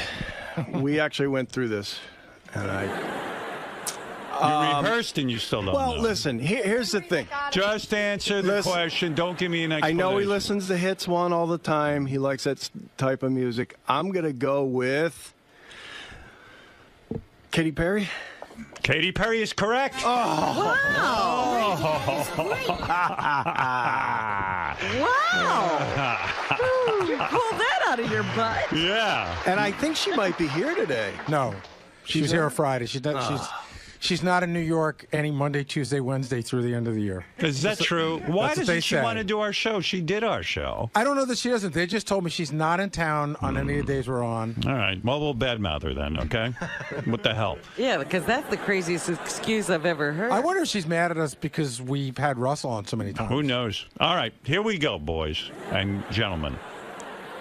We're here. We're playing the Who Knows Their Kid Better game. All right, Gary. I'm sorry, Scott. We said to your son, what is your favorite holiday? What did he say? Well, holiday, it's got to be Christmas. Hold up that card. Christmas it is! That is great. You got 2 points to Gary and Lucas's one. Let's see if we'll tie it up. Lucas and Gary. Gary, we said to your son, what is your son's favorite holiday? I would have to think it's Christmas. Hold up that card. Halloween. Wow. What happened, Gary? I don't know. You don't know? I don't know that he's that into Halloween. He said it's his favorite. He said he likes it. Okay. Gary, do you know what he's going to be at this Halloween? I don't think. Oh yeah, I do know what he's I gonna don't be. dress up anymore. But I know what he wants to be. He wants to be 𝗏𝗏𝗏. He wants to get a 𝗏𝗏𝗏 head to DJ. Well, it's actually we're doing a Halloween dance at the teen center, so I thought it'd be funny if I made a 𝗏𝗏𝗏s head. All right. Well, the DePaces are ahead 2-1. All right, come on, Gary. Here we go. We said to 𝗦𝗵cie 𝗿𝗻𝗿𝗱, which one of your dad's habits annoy you the most? So which one of your habits annoys your son the most? This is a little bit tougher. What is it that you do that annoys 𝗦𝗵cie so much? What do I do? There's so many choices. Talk over him, talk too much, or talk over him? Occasionally you talk too much. You talk over him. 𝗦𝗵cie said just when you fart around random farting in public. Oh my God, Daddy people stinks. don't even make me go there. What do you mean? Do you do that or not? I mean, probably sometimes that happens. So everybody does that. Yeah, everybody does that. All right, let's go to Kyle. Sorry, let's go to Kyle and Scott DePace feeling very confident right now. I'm not. I mean, I've got some bad habits. I've smoked the cigars, but I'm gonna go with asking them. I'm not gonna say making them watch a movie. Making them watch a movie, just the opposite. It was the exact same thing 𝗦𝗵cie said. You just fart a lot. Now. Yeah, you just fart, and it's disgusting. Poor kid. Says you blame it on the dog. These guys, they burp at the dinner table all the time. Yeah, Tell them. but you fart and blame it on the dog. I don't. Actually, the other day that did happen. I swear to God, Cookie came up in my lap and she farted. And was it you or Derek? Blame me. And I said, no, that was Cookie. All right, here we go. All right, we're trying to find out which father-son team know each other the best so we can end this argument once and for all. So far, Scott's ahead. Scott and Kyle are ahead 2-1. Yeah, let's go, Bowie. Don't ruin the segment. How many questions are there in total? Just keep going. Don't worry about how many questions there are. Yeah, they'll keep just going start till you answering win. correctly. No. We have a finite number of questions, I assure you. All right. We said to 𝗦𝗵cie 𝗿𝗻𝗿𝗱. Oh, let's see. Let's go with Scott first this time. Okay, Yeah. Scott. We said to Kyle DePace, how many hours did you spend with your... Oh, no. That's the wrong one. I'm sorry. We did not ask that of him. All right. We said... Who is your favorite family member? Who is your favorite family member? What Kyle said? Yes. Who is your son's favorite family member? Kyle's favorite family member. They're all... No, you can't answer that question. He answered it. Who You is... got to answer now. What did he say? I mean, you can't ask that question. We did. What do you mean we can't ask it? Why not? Well, that's like me saying which son I like better. Or which one do you? We didn't ask you. We didn't ask you that. We said to Right, Kyle, Joyce. who is your favorite family member? What did he say? Well, it's got to be me, but... What do you mean it's got to be you? But I think he probably would say his mom. Oh, man. I don't know. Come on, give me an answer. This is killing him, Howard. You don't know your son, obviously. I'm going to say his mom. Well, you'd be wrong. It's his dad. He chose you. He's mad. He's mad at him. He said you're his favorite, and yet the competition. That's a dumb question. What do you mean? Just be quiet. All right, let's go on. We said to 𝗦𝗵cie 𝗿𝗻𝗿𝗱, Gary, who is your favorite family member? Who did he say? I know he loves me, but I think he'd have to go with Mom. All right, let's take a look. It's Mom. Dad, I do love you. All right, so it's 2-2. Well, at least that ties the score. All right. All right, Gary, here we go. Question for you. We said to 𝗦𝗵cie 𝗿𝗻𝗿𝗱, what is the first name of his best friend? What is the first name of your son's best friend? And do you know that? I do. He's got a lot of best friends. But he's bestie. I'm going to go with Damien. Hold up that sign and we see Damien. My dad is great. All right, let's go to Scott DePace. Elijah. Let's hold up that sign. It's Elijah. Oh boy, we've It's got a 3-3. tie. It's still tied. Wow. You didn't think I'd get 3 right, did I you? didn't think you'd get that one right. I'll be honest with you. I didn't either. Yeah, that was impressive. All right, Scott DePace. We said to Kyle, "What do you want to be when you grow up?" What did he say? God, I don't think he knows. A baseball player. Let's go with that. All right, let's hold up that sign that says baseball player. That is great. Wow. Yes. Maybe you are a good dad. I'm a great dad. He's going to pitch for Take the it Phillies. easy. Take it easy. He's got a lot of heartbreak. All right, we said to Lucas, Gary, what do you want to be when you grow up? Well, and we said it just that way. What do you want to be when you grow up? Hey, we've talked about this a lot. He says he wants to DJ or be a music manager. DJ or work in the music business. Which one is it? We said both. Which one is it? Well, he said he wants to DJ, but if that doesn't work, he wants to be a music manager. Which one is it? Music manager or DJ? I'll go with DJ. Hold up that sign. It's Good job. DJ. DJ. Wow. It's great. Boy, these guys are pretty good. I got to hand it to both of you. You know your children. I just want to say my answers are more elaborate. Just want to say, No, you were trying to give 2 answers. You can only give but one. I mean, this is the conversations we You have. attempted to cheat. I did not. Yes, you did. Howard, how would you do at this game? Do you know your daughters? I think I know them pretty well. But don't forget, my daughters are older now. They don't, live in the house or anything. He's not living with Right. them anymore. That's right. But, I mean, I spent my daughter just got back from living in Vietnam for a year, and actually a year and a half. And Did you visit her? No, I don't go to no Vietnam. Bad dad. He visited her like Sal's bedroom. Yeah, but we spent a lot of time and catching up on what she's been doing so that I would know her. I remember you and I have had a lot of conversations where you describe, where you can only spend so many hours with the kids and stuff, and you would Sure. want to, Yeah. There are times you have to be adult, and there are times you can be with a kid, and that's the way it works. Absolutely. Yeah, I admit. All right. You admit what? My wife has the patience. She can stay 6-7 hours at a time with them. Because she's a woman. Yeah, it's supposed to be that way. I can't play Monopoly. I can't play Monopoly more than a half hour. I played Monopoly for more than a half hour. See, this is why we thought Gary would do better. He can play Monopoly. Right. Well, it's not that I'm doing poorly. It's just he's doing better than we thought. Yeah, he is shocking us. It's a tie game. We only have one question left. This could end in a tie, or this could be the tiebreaker. Here we go. Okay, what's the question? Who went first the last time? I think we did. I think Gary did. No, I think you Yeah, Gary. actually, Scott did. What was the question? The question was, what does your son want to be when he grows up? They went first. They went first. Okay, so Scott here you went go, first. Gary. Okay. You go first. We said to Lucas 𝗛𝗵𝗿, what's the last thing you got in trouble for?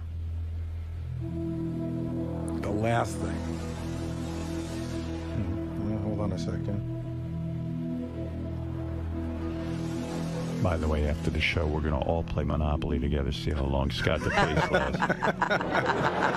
He doesn't get in trouble a lot. He's a good kid. Both boys, good kids. We know that. But once in a But while. he does get into trouble sometimes. What did he do? I'm having trouble with this one. He came up with an answer. Gary, we're almost out of time. I hate to see you lose on a default. Okay, the last thing I believe I have the right answer. He might have the right answer. Be quiet, I mean, Scott. you know what Lucas was in trouble for? You can't answer That would this be question. impressive. Then you win. If you're a better dad to Lucas than Gary is, then I'll say. He might win because going out after he came home when he shouldn't have. All right, going out after he came home and should. Lucas, hold that sign. It is left the house at midnight to hang out with friends. Okay. I'm going to give you a yes on that. All right. All right, last I question. Pulled it out. I was bluffing. I don't actually know the answer to this one. What is the last thing that Kyle DePace got in trouble for? I swear my son is such a good kid. I don't think he's been in trouble once. But if he it had to means come up with an something answer. that I had to sort of yell at him at? I guess it would be hurting his brother, like some sort of a fight or whatever. Hurting his brother in a fight? Let's hold up that sign, Kyle. You were never in trouble. Nothing. You couldn't come up with an answer. Wait, you could tell me. Oh, that's cheap. I knew. I knew nothing. it. This is totally unresolved. I won on a technicality. It's completely unresolved. Most shows, what an awful game. Most shows, the host would say, "No, you have to give us an answer." That's right. That's what I said. We tried. And your answer would have been, "He's never been in trouble." That's my answer. But I didn't know that was an option. Why? I you didn't ask. This game. I got to say, both dads did equally well. I must say. But one won. Yes, one dad won. You won, but, I'll have to go with Scott on this. And not by much. It was sort of a weird last question in terms of, you did say my son never gets in trouble, so I am impressed, I have to say. Thank you. I only got Gary, one wrong out of 7. That's right. So except for knowing that his favorite holiday is Halloween, I'm pretty stellar. You were pretty great. I got to say both dads were pretty great. Thank you. Gary, you were a little we're better. impressed, Scott. Let us say we're impressed. We never dreamed I'm you the could be loser that here decent because a dad. he's just way better than we thought. Right, and listen, let's be honest. I knew he liked me better. I just was being humble. I couldn't do that to my wife. Oh, take it easy. You did say that. You did say that. Of course, it's me. He did say that. But all right, look. He answered his mother. Because you guys were so close, Scott, I'm not even going to make you read this statement. Okay. I mean, really, you should. Where you say Gary is the best father on the planet. I'll say this. I am equally as good of a parent as Gary is. Well, like our IQ test, I was 1 point better. And you were 1 point better than me in IQ. So technically, while it's very close, I was 1 point better. Right. So you are the better father. Because he will always point out that on our IQ test, he was 1 point better. You did 1 point better in this ridiculous concept. That's correct. I won this particular game. Yeah. All right. You won this game. All right. Well, there it is. Can you imagine this goes on at work all day, guys? Lucas and Kyle, do you guys want to argue about something? Because your dads just argue with each other all the time. No, I think we're cool. Does this seem kind of juvenile to both of you guys? It does. I think we're the more mature ones here.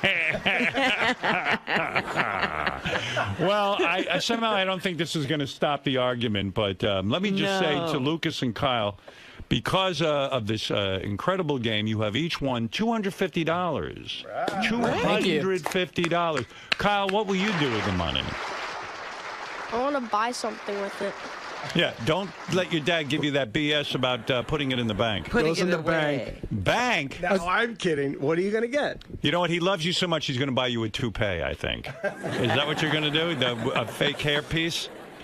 You tell him. You came up with something. Well, I don't know if I want it still. What do you want?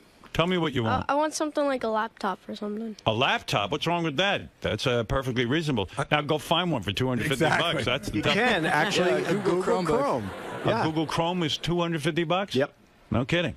And it's what all of at school they have them, so it'll work perfectly. Yeah. They give them to the kids to take home from school now. They're really good. Oh, wonderful. Boy, maybe I'd have fun at school now. I wouldn't mind my own laptop. It's not like one of those Macs that cost you like thousands of dollars. Right. It's horrible things. Why is that bad? I am an anti-Apple person. Are you? Why? You don't have an iPhone? I don't. Listen, when something breaks on my computer, I know I can look it up and I can fix it. I don't have to go to a store and go to a guy and go, "Here, genius, can you fix it for me?" If my battery happens to need to be replaced, I can just buy a new battery. I don't need to go to some guy and he needs to ship it out for 2 weeks. I don't need to go buy a new product every. Yeah, Apple is basically a dumbed down product that works all the time. I'll give you that, and is stylistically very good. Kyle, you're not allowed to have an iPhone or any kind of Apple product. You have an iTouch. Oh, you do. But whenever he asks for help, I go, I don't want to know. Go look it up. But why can't you look up how to fix an Apple product? I do a little bit, but I let them know that I don't think it's a good idea to become an Apple person. Man. You become a slave to their product. You're going to sit in line every 2 years Lucas, to buy you're laughing at this guy. the newest piece of garbage. Why are you laughing at this guy? Clue me in. I just feel like he's forcing his beliefs on his children. Right. Absolutely. Brainwashing them. By the way, you can't just go fix a regular computer. Absolutely. It's not that easy.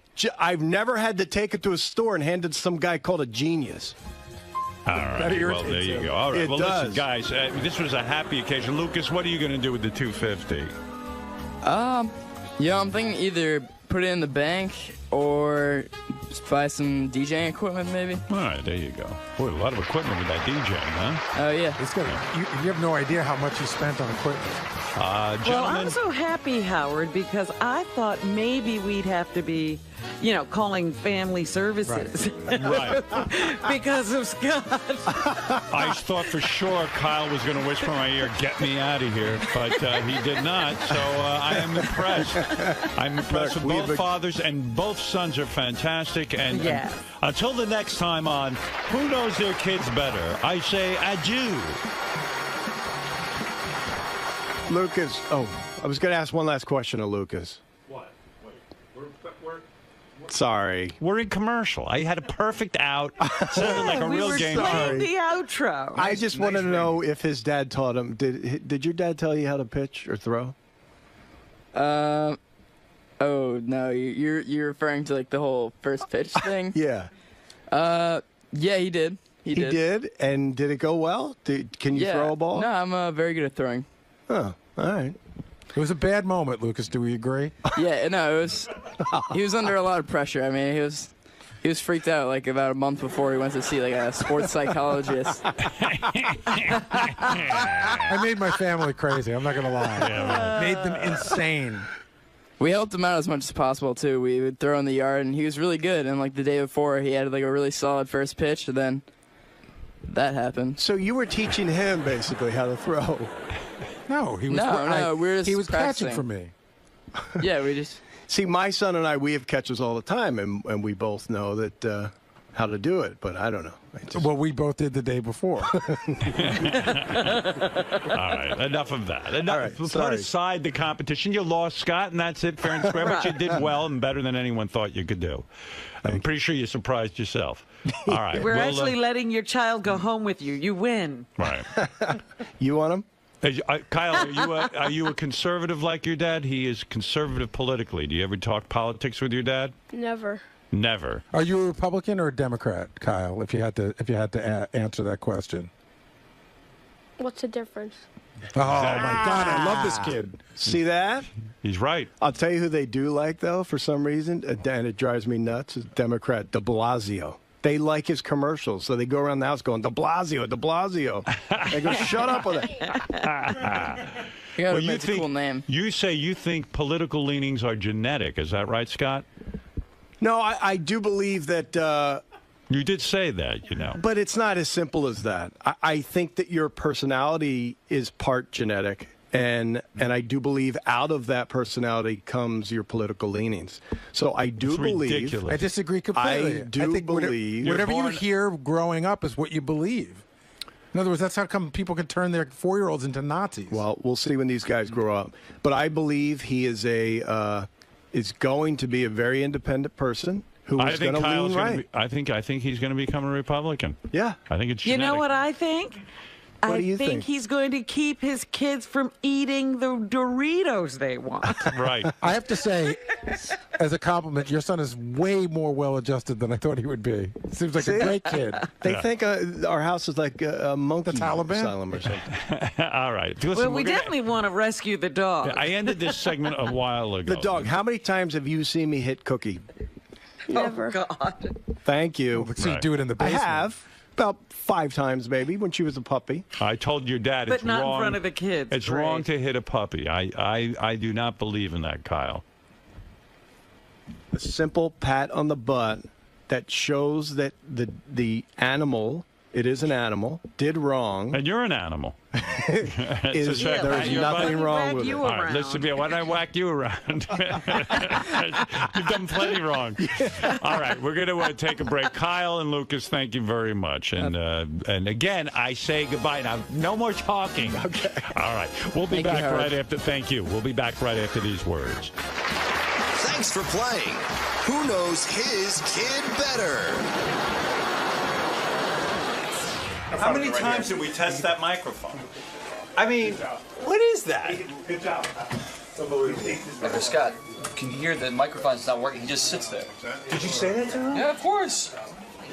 Of course. Scott, Kyle, come on up here. You know, I don't know what he was doing in there, but I'm like, dude, the microphone's not working. Guys, how does that happen that the microphone isn't working? Oh, sorry. Yeah, I just want to get You got it. But I mean, you guys tested it, right? We did. It's just weird.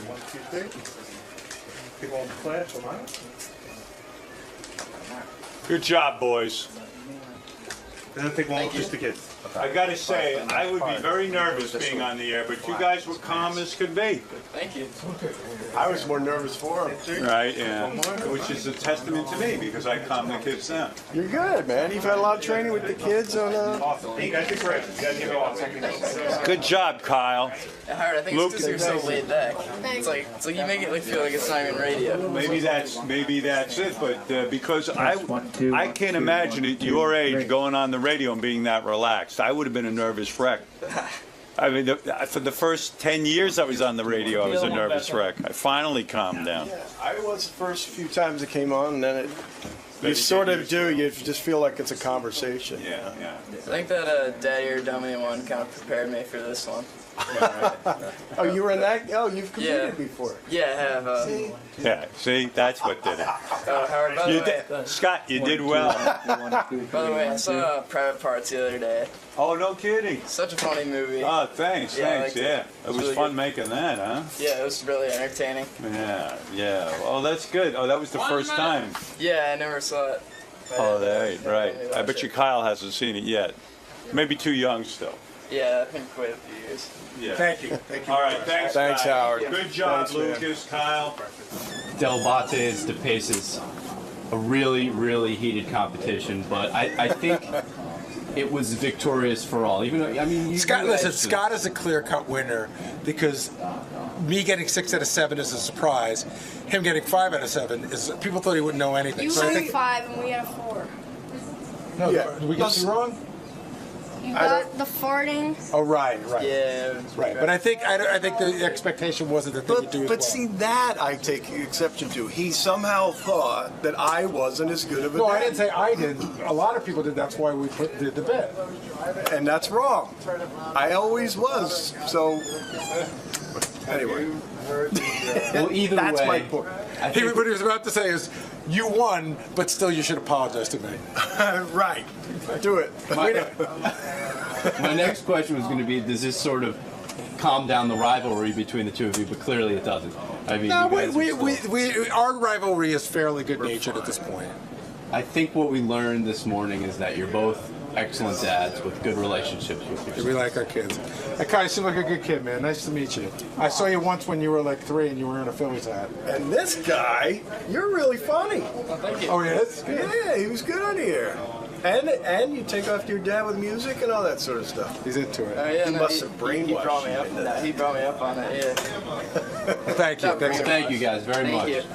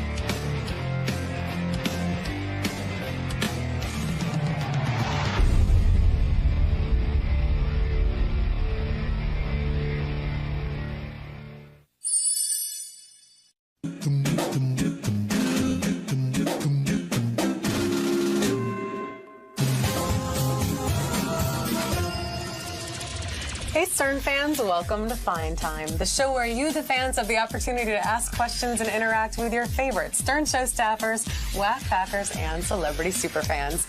I'm your host, Rachel Fine. Now, my guest today is a legend in the fitness world. And in the annals of Stern Show history, he will go down as one of the greatest guests of all time. He is an inspiration to overweight people all around the world, and to date, he has helped them lose over 12 million pounds. He's a compassionate and a sensitive man who's not afraid to shed a tear on TV, and his bubbly personality is as bright and sparkling as his sequined wardrobe. Are you it's Zaborski Christmas. Are you reading this? Because you did such a good job. It's memorized for you, dear. The one and only Richard Simmons. Thank you for doing this. You know what I like about you? What?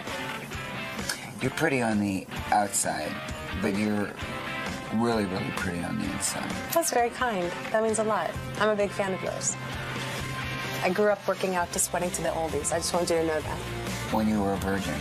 What? Yes, 10 years old. It's amazing, no matter where I go, people come up to me and they'll say, oh, you know, my grandmother and I did this when we were kids, and he's like 40. And it's just good to know that I'm able to help people out to love themselves more, because that's what it takes. I think that's wonderful. Well, we had a lot of questions from the audience, so I'm going to jump right in. Okay. First question comes from Joseph M. Joseph asks, what is your favorite moment from The Stern Show, and do you miss doing The Stern Show on a regular basis? My favorite ones is before the TVs and everything, when I used to dress up and come in and drive him crazy. Like one time I came in as a full nun. I went to Western Costumers in L.A., and I got like one of the like the nun story, you know, it was like, and but no one saw it. And then one time I came in like with a mustache and a brown wig and, you know, tattoos, and I threw him up against the cassettes, and I said that he upset my girlfriend. We have that picture here. I brought it to him. You know, Howard and I have a very strong friendship. And sometimes he upsets me, but, you know, then what I do is try to upset him more. It's a good strategy.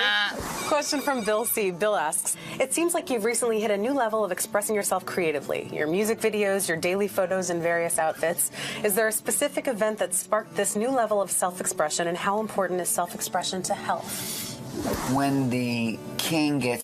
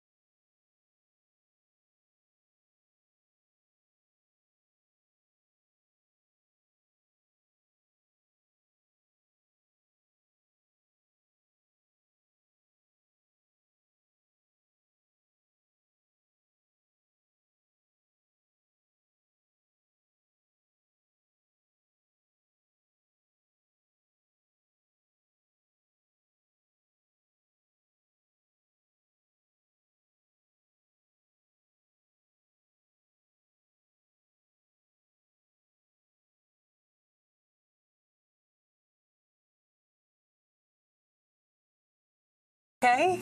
Yeah. Okay. Question from Gail H. Gail asks, I'm sure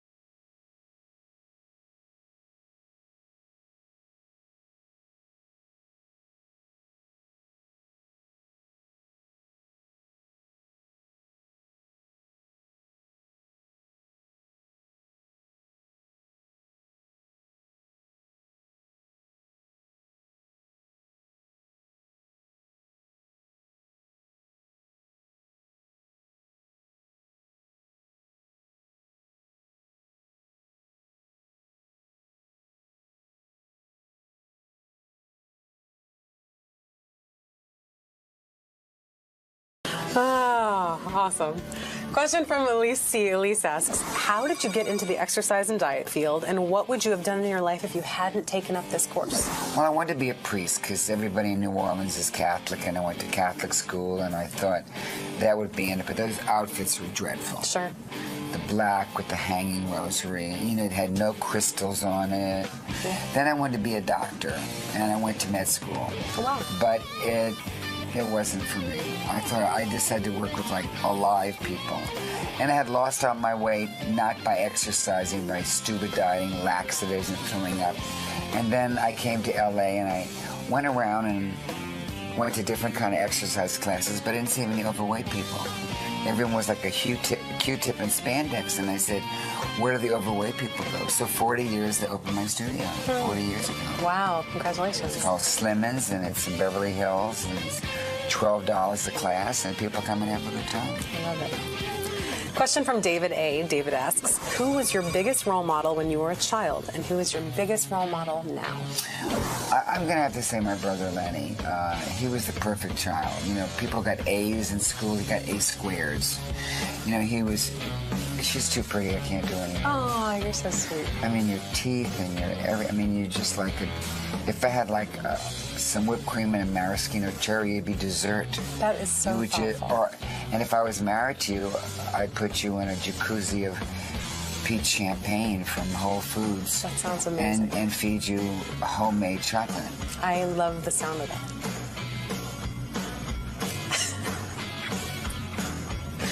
Oh, sorry, I'm spoken for. You're my second pick. Is there a role model today that I you know, my brother works with Kiwanis. He helps children. I really look up to him because he had to put up with all my craziness as a child, and it was pretty crazy. You know, I was a mischievous child, not a bad child, but it's like for my mother, like we'd go to a restaurant, she always took her high heels off. She was only 4'6", and she wore like 4-inch heels. And I'd get a glass of water, and I'd weasel down under the table, and I'd pour water in her high heels. So then would you put them on? Yeah. And you know, my father, I just had this humorous outlook on life. And they wanted me to have a lobotomy, and my mother just put her foot down and said, maybe next year.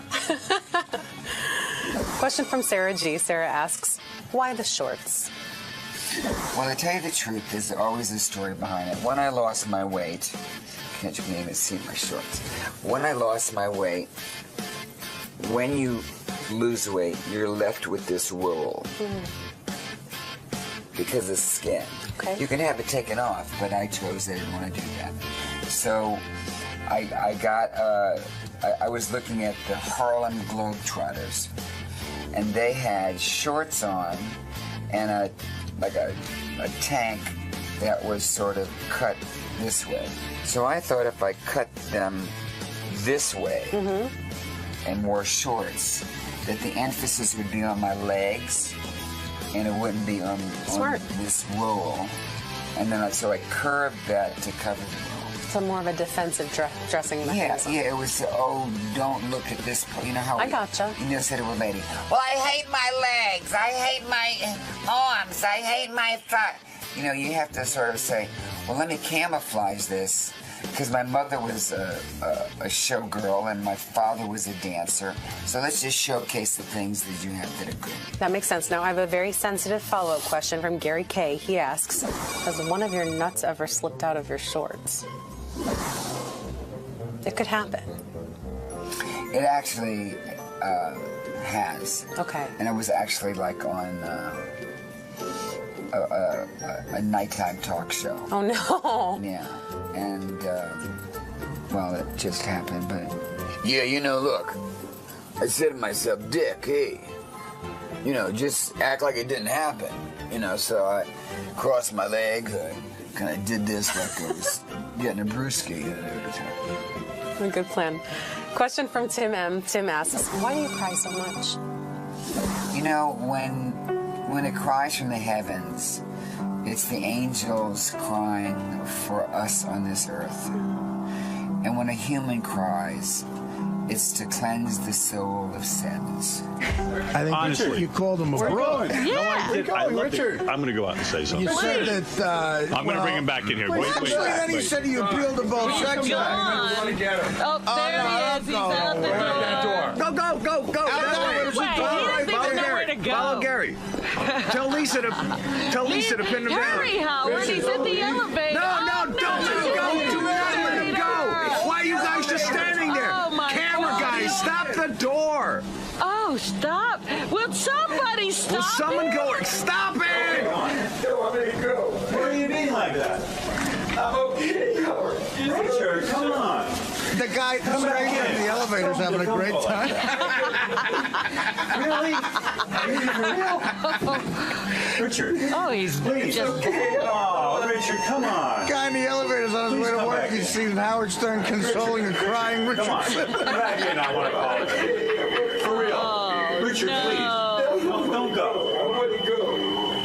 Oh, come on, Rich. Come on, man. Massage his back. Come on. Hey, let the guy go. He's got to get down to accounting. Tell him to come out of the elevator at least. That guy's got to go. No, come on. Tell him to come out of Come back in. I want to apologize. We have to talk about this. All right, I'm sorry. I feel awful. It's all right. You called him a chick. I'll leave you alone. Yeah. You know, even though I'm a court jester, I have a very serious career. I talk to 30 to 50 overweight, obese, and housebound people a day. And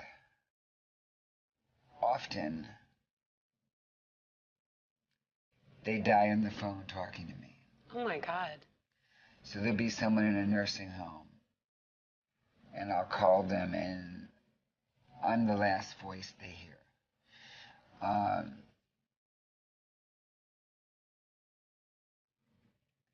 Which is very difficult. Because, you know, I wish I could just help the whole world, but the world isn't like that. You know, you can reach some people and give them the guidelines of losing weight. You know, they're diabetic. They had 4 toes cut off. So, you know, you try to just give them that rope to hold on to, and so that they can get better, but sometimes they don't. There's just so much damage there from parents, from siblings, that they never see the rainbows. They never see them. It's a lot of sadness for you to hold. Yeah, it is. And I have to be honest with you. A few years back, I bought a weeping willow tree. And after I do like 10 calls, I go under that tree and cry. Then, you know, then I go, okay, let's get back to the phones. You may save a life today. You may, you know, or you may win, you know, a free pizza. I love this when I call some of these very overweight men and women. They'll go, hello? I'll go, hi, my name's Ted, and you have just won pizza for 6 months. I'm dying here in the hospital. I go, it's Richard. So, yeah, it's to make people laugh. Laughter is, I wrote a song called You Don't Have to Be Thomas Edison to know that laughter is the best medicine. Sing a little bit for us. You don't have to be Thomas Edison to know that laughter is the best medicine.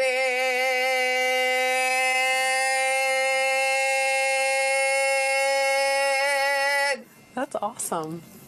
I like it. Thomas Edison was not a doctor, but he has questions.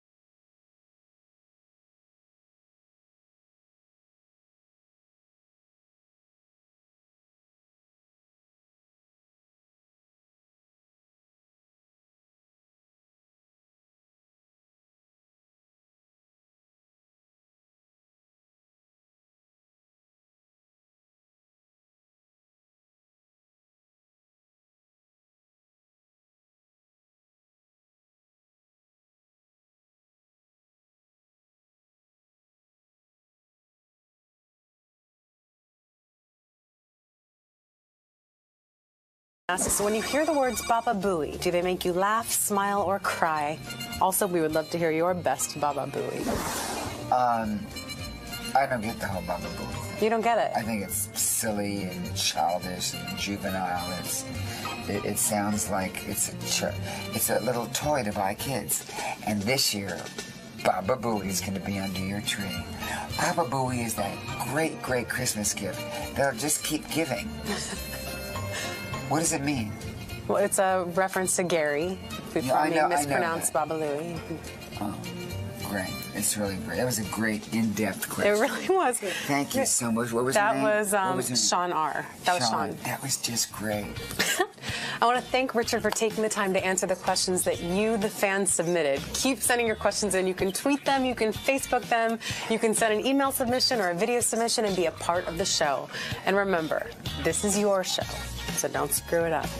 Until next time, I'm Rachel Fine, and I hope you had a fine time. Did you have a fine time today? Hi, I'm Rachel, and there are people that I don't want to interview, but I'm forced to. And I try to put on a happy face and read the questions, but actually they disgust me. And I don't even want to be in the same room with them. I feel like I'm in a room filled with garbage from behind McDonald's. But being a journalist, I have to actually just be professional.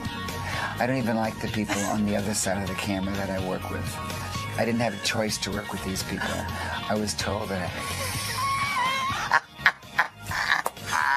That was absolutely fantastic.